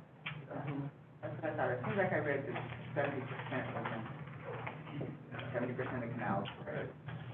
Oh, that was for the ATV, this file equipment to maintain vegetation control of 70% of the district's canals. Yeah, so the vegetation works district-wide. Both. We don't have a placer vegetation crew. Okay. So the mini excavator, again, is Grass Valley, raw water services, canal cleaning, daily use. The next vehicle is tied to the mini excavator. It's a 1.5 ton flatbed truck. It's end of life. That is used daily. It's also the vehicle used to tow the mini excavator. So they kind of go hand in hand with excessive use or essential use for canal maintenance. And the last 2 vehicles are the 5-yard dump trucks. Again, they were approved on June 2022, typo. With purchase agreement processed, we should get a second and third quarter fiscal year 2023, and that is optimistic for the 2 5-yards. Are you buying diesel or gas? Those should be Diesel or diesel? Mm-hmm. Do we get, like a waiver until we can replace them? Or is CARB being CARB? We're kind of ahead of the game. We're making sure that we replace them before we go out of compliance. It was next year sometime, I think, where they're out of compliance. Well, yeah, by the end of 2023, we would have had to replace them Right. for these types of vehicles. So I'm seeing a lot more diesel out of state, Yes? specifically Dave Smith at Idaho. Well, some Name out there. other, unfortunately or fortunately, some of the other states and other nearby countries are gonna have very nice pieces of equipment to do their infrastructure repairs as we continue to phase out diesel and gasoline-powered equipment. And have to surplus out of the area. I guess my point also is that Dave Smith had like 15 or 20 new diesel pickups right now, where you go down Sacramento and everybody has one. Mhm. their inventory is much bigger up there. Our CARB compliance isn't indicated at the time of the purchase, it's your overall fleet. Yes. So you couldn't go out of state and buy a non-compliant vehicle. Well, it's a diesel pickup, it'll be compliant to. I was usually confused where the CARB. out-of-state part was coming in. I mean, everybody buys, Fire Safe Council buys all their pickups through Dave Smith. Yeah, so it's a, we could contact them as a vendor for what we may need to purchase next year upon board approval. We will look for whoever has the piece of equipment that we can get as quickly as possible. Well, doesn't California and CARB have much stringent requirements than other states have? In some cases, Yes. 17 states follow CARB. 17 states in the United States automatically follow what CARB says. Idaho, wherever they have. Yeah, but when you hit a diesel truck, it's all pretty much deaf. Everything's the same. After 2012. Yeah. And so, including the rollover for 2023 budget, about $917,000 for these each vehicles. Pretty cheap. We really focused, and with the direction of the board and the general manager, on replacement of vehicles that are essential for daily activity. We are also in process of reducing our surplus vehicle fleet, working with the assistant general manager and the fleet supervisor, so that we streamline some of the vehicles we have in surplus, so we can get rid of some extras that are just sitting around, that were vital during COVID, when we needed to have single-use vehicles, when we sent crews out, but are no longer necessary since we can have passengers. Okay. One quick question, do we have it would be interesting to know how many vehicles we have in our fleet. We just did that inventory, and I believe it was right around 140 to 147. Depending on the size.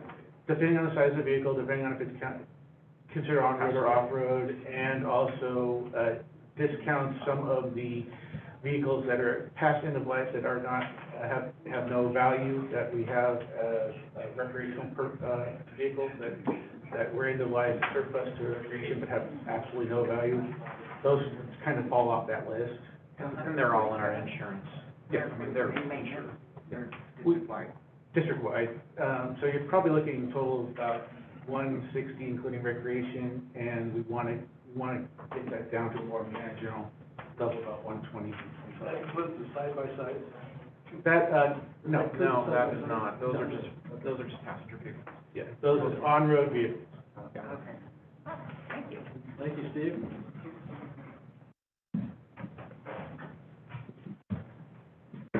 All right, I've got an hour-long presentation, I'm gonna go really slow.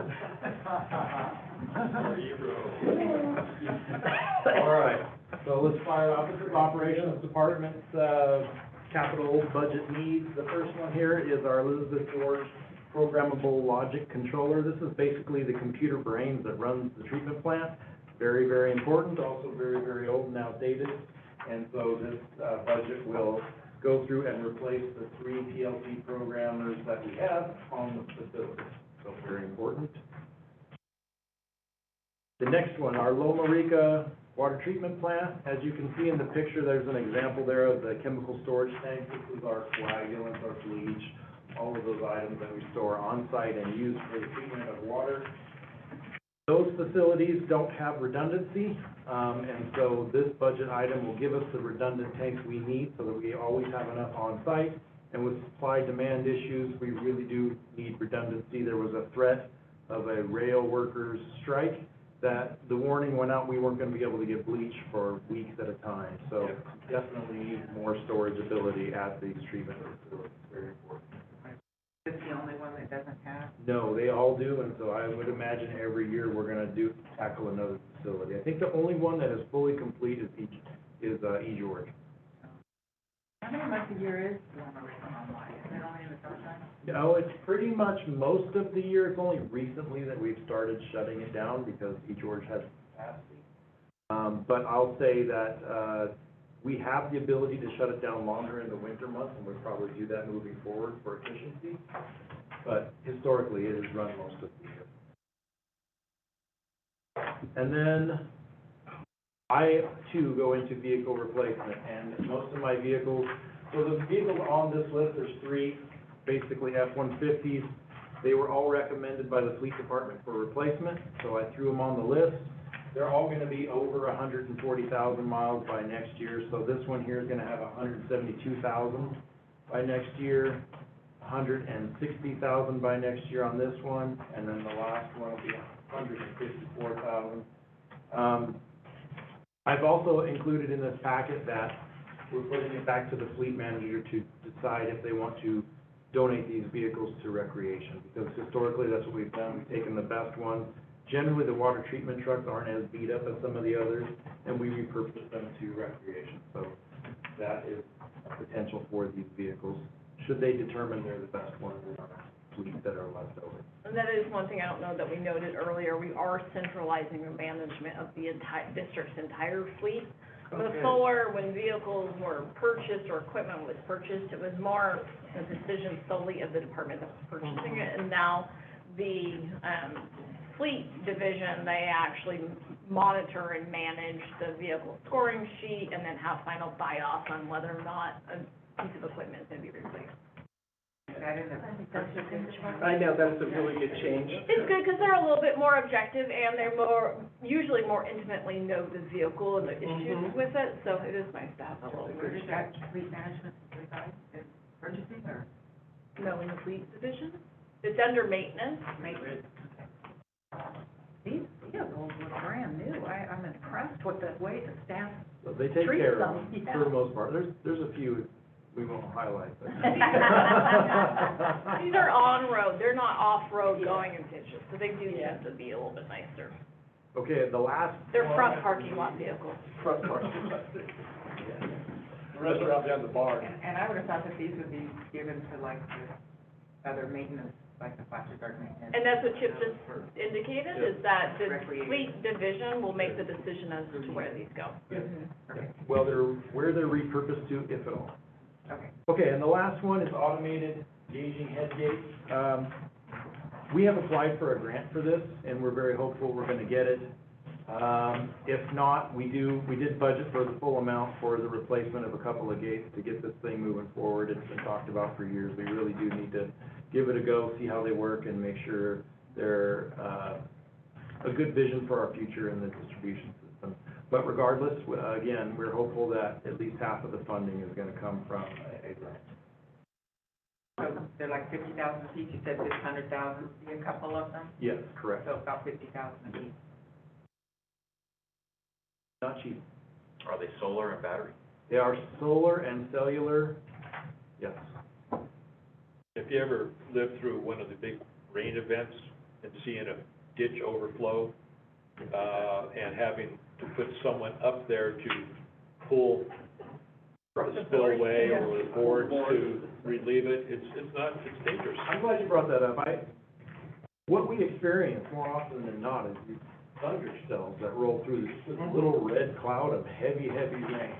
This, once we get them retrofitted, would allow us the capability to see that on the radar and shut it off from here. Yeah. We can't do that right now. Travel time to get somebody out there, it's already too late. So, Yeah. I mean, this technology, I think, has a lot of great uses, but we just haven't tried it out. So this is our Safety first is one of them. dipping our toe into the water, so to speak. I'm glad. Good for you. Yeah. Yes, yes, I would encourage spending more sooner. Sure. Well, you can make a motion on that when it comes up. Well, we want to try them out and see how they work before we start Yeah, putting them. but after we do the test case, Pilot. we could move up the next 150,000 into 2024 instead of having it Yeah. phased out till 2027. That would be my. Sounds great until we get to the rate discussion, but. Right? That's all right. Well, I don't have that There's discussion. benefits to it. Yes, Right now, we're not. hopefully it saves that much water. So grand summary is 524,000 for the operation. Good deal. Thank you. Thank you, Chip. It's okay. Is 2 enough to have a trial? So the reason we picked the two we did is they were the easiest for installation and on a facility that doesn't require a bunch of permitting and all of that. So they're easy to knock out. And again, if they're successful, we can do a lot more, but. Would that be part of the TAR? Yes, that's another good location. Are you talking about these two? Yeah. No, this is on the Combiofer. I don't believe we picked any that were right on in the floodplain because it takes different environmental, permitting. Is there any, You've been doing this for quite some time. Have you looked at any other Rubicon installations? is the one who actually wrote the grant for us. Yeah. They were very helpful. Oh, yeah. And they did come out and look at our locations and also played a role in recommending these two sites as an initial go. would there be some advantage to going down the permitting process just to see what they're gonna be asking us? Oh, we will be doing that in Yeah. the future, yes. Okay. Good job. That's great. Okay. Yeah, very good. So the next Thank you, up Chip. will be, just to wrap the budget item up, will be the operation budget. Will come to workshop in November, was it the 16th, Chris? Yes. And then the full budget comes before the board for approval at the first meeting of December, which I believe is December 14th. All right. Wow. Nicely done. Yes, really great, great job with staff, thank We're you. gonna have Yeah, a lot of work. general manager report, Are we going to, or public comment, we have it. We're good. are you going to what? Are we going on? Well, we should close off the public and then Okay. go to closed session. That was my question. General manager's report. I just have a couple of very quick items. I did want to give an update on the Hemp Hill construction project. Doug and Tanya and their team, Tony included, have been doing a wonderful job managing the project. We should be pulling out of the water coming up next week, so that means they'll be pulling the coffer dam. So we will not be fully functioning as far as there will be some final work that has to be done with the cone screen that we've not received yet. But the good news is we'll be out of the water next week. Then that's all I really have, just to keep it brief so that we can transition into closed session here soon. Okay. Board So of you Directors. want it brief, huh? Reports. I'll do brief. Okay. Karen and I had a great time, along with Chip, Steve, at Lake Wildwood. Well attended, and we're getting some questions and follow-up, and they want to partner with us in a few things, and I've talked to Aurora about one of their concerns, their pre-1914 water right on Wildwood Creek. They also want to do a fuel shade. Greg is working with that, where they're not looking for money, looking for a letter of support for a grant. And also the backbone extension program was on their list. But, I already said that once today.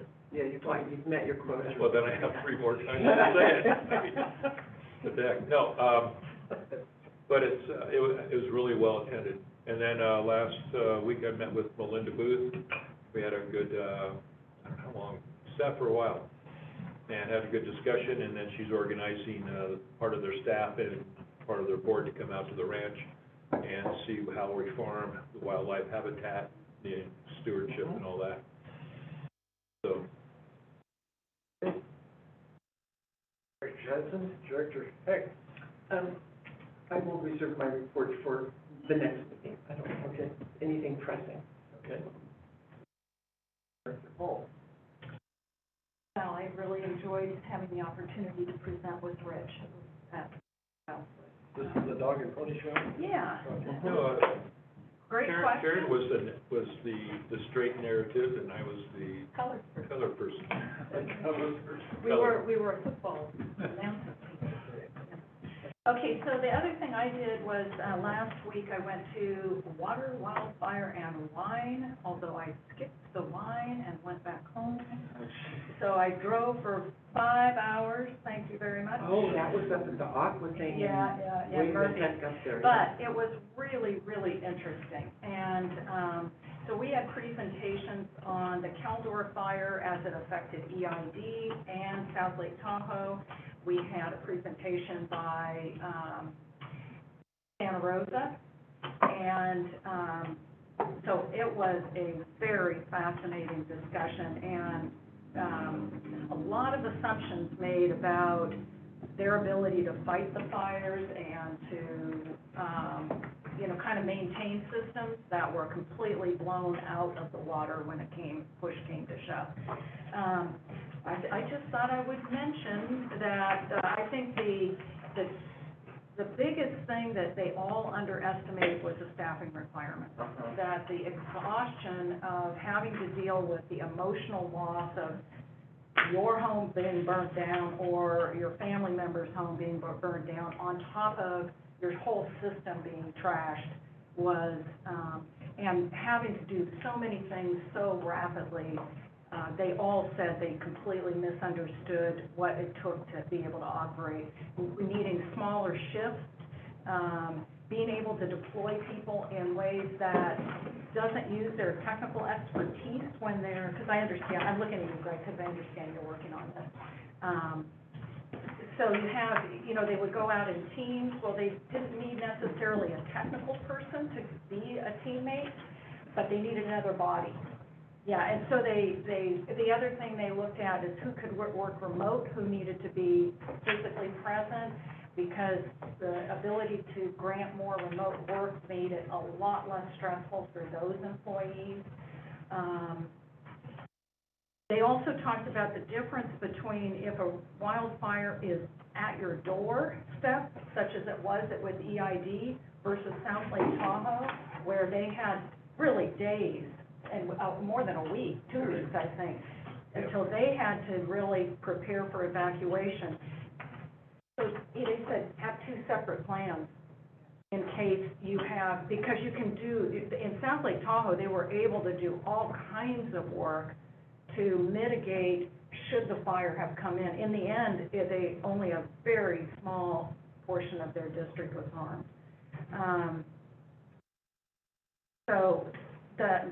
Anyway, in talking to Jennifer, she mentioned that, a lot of the things that affected them, we have already in place. And I think it'd be really great to hear your plan or the district's plan once we get there. Yeah, we're in the process of developing a more comprehensive plan. We have very good plans for hydro and for water treatment. We kind of don't have the comprehensive plan, and so Greg's taking the lead on putting that together, so look forward to that in the future. You heard their presentation on the Caldor EID? I've heard the Caldor and South Lake Tahoe. Yeah, Greg and I- Aqua Conference. Yeah, I Greg and I wasn't were at present the for Aqua. this, but, Yeah, it's similar, yeah. but yeah. Yeah. The other thing that I asked the EID guy, Dan, about the replacement of the flume that burned cost $27 million. So a week before that fire occurred, they had been denied by FEMA to replace that same flume that went up in flames. So now they have another request for that funding. But he told me that it cost $10,000 per foot to replace that flume because of the remoteness of the flume and the complexity of it, and plus having to clear all the debris and burn. And the other thing they all mentioned was the water quality just tanked, and that they had a really hard time understanding what were how to actually get the right chemical mix in place. And that took a long time in these instances to get the water system back functioning for the communities because of that, which made me think, what would happen if, Grass Valley or Nevada City burned and their treatment plants went down? Or do we have any ability to support them? Did he show the video that he has of one of the tributaries just running absolutely black? Yeah, that's right. Right. Yeah. And the two jars that he had. Oh, yeah. Yeah, it was really eye-opening. The other presentation we had was on biochar, and well, not biochar, but biomass plants. And so they talked about the North Star Community Services District project, which we talked about with PCWA. And so, and they had a private company who was building these plants all over California. And they, so they're small plants, and so you can build them and maintain a hospital or, you know, some large office complex. So it's very interesting. The buildings are pretty innocuous, but the North Star project, they think they're gonna be making a profit on it, and the private sector guy who does this, he makes a 12% return on it, so, I don't know as we, He builds it, yep, and you maintain it? Yep. You have federal funding. no, the private investors. So, anyway, that was interesting too. The other part was on, smoke tainting crops, which I thought would be, you know, I didn't think about that for our community, especially up here in Nevada County. Issue with grapes, wasn't it? Yep, Yeah, yeah, they have to test them now to see your smoke taint. yeah, Chipotle Cabernet. Anyway, that was, it was very interesting, and they had a great turnout. They had about 85 people there, so that was, So we talked, I think, Greg and Nasha, Cameron, Chris, with Fire Safety Council wants a air curtain incinerator. Right. I said there too, what about small? Small little plants. yeah, that seems to be the economies of scale, and they look like just a small outbuilding. And they, with the North Star, they actually toured plants that are in the East Coast, and so it's just very interesting to see whether that might have some possibility as we do more forest clearing and more partnerships with Forest Service. Thank you, Director Holmes. Great report. Yes. Director Peters. Did you forget something? I forgot one other thing. One thing I noticed is that, my husband and I bought a little house up in Truckee, and, And we're all invited. yes, you're all invited, we'll have a board meeting. No, you're not. You're on act. So, one of the things I noticed is that all of the utilities are auto bill pay. I'm not getting, I don't have a choice of getting a paper bill, and they write about how does this, you know, I just got the last one. I mean, I went auto pay anyway, but it just strikes me that, you know, more and more utilities are going, sorry for us paper people who get to control the day of the month we want to pay our bills. That day is gone. And you pay when your cycle, it comes up, and you can pay by credit card, no additional fees. So I just think I think it's one of the many things that we could look at, changing and reduce costs.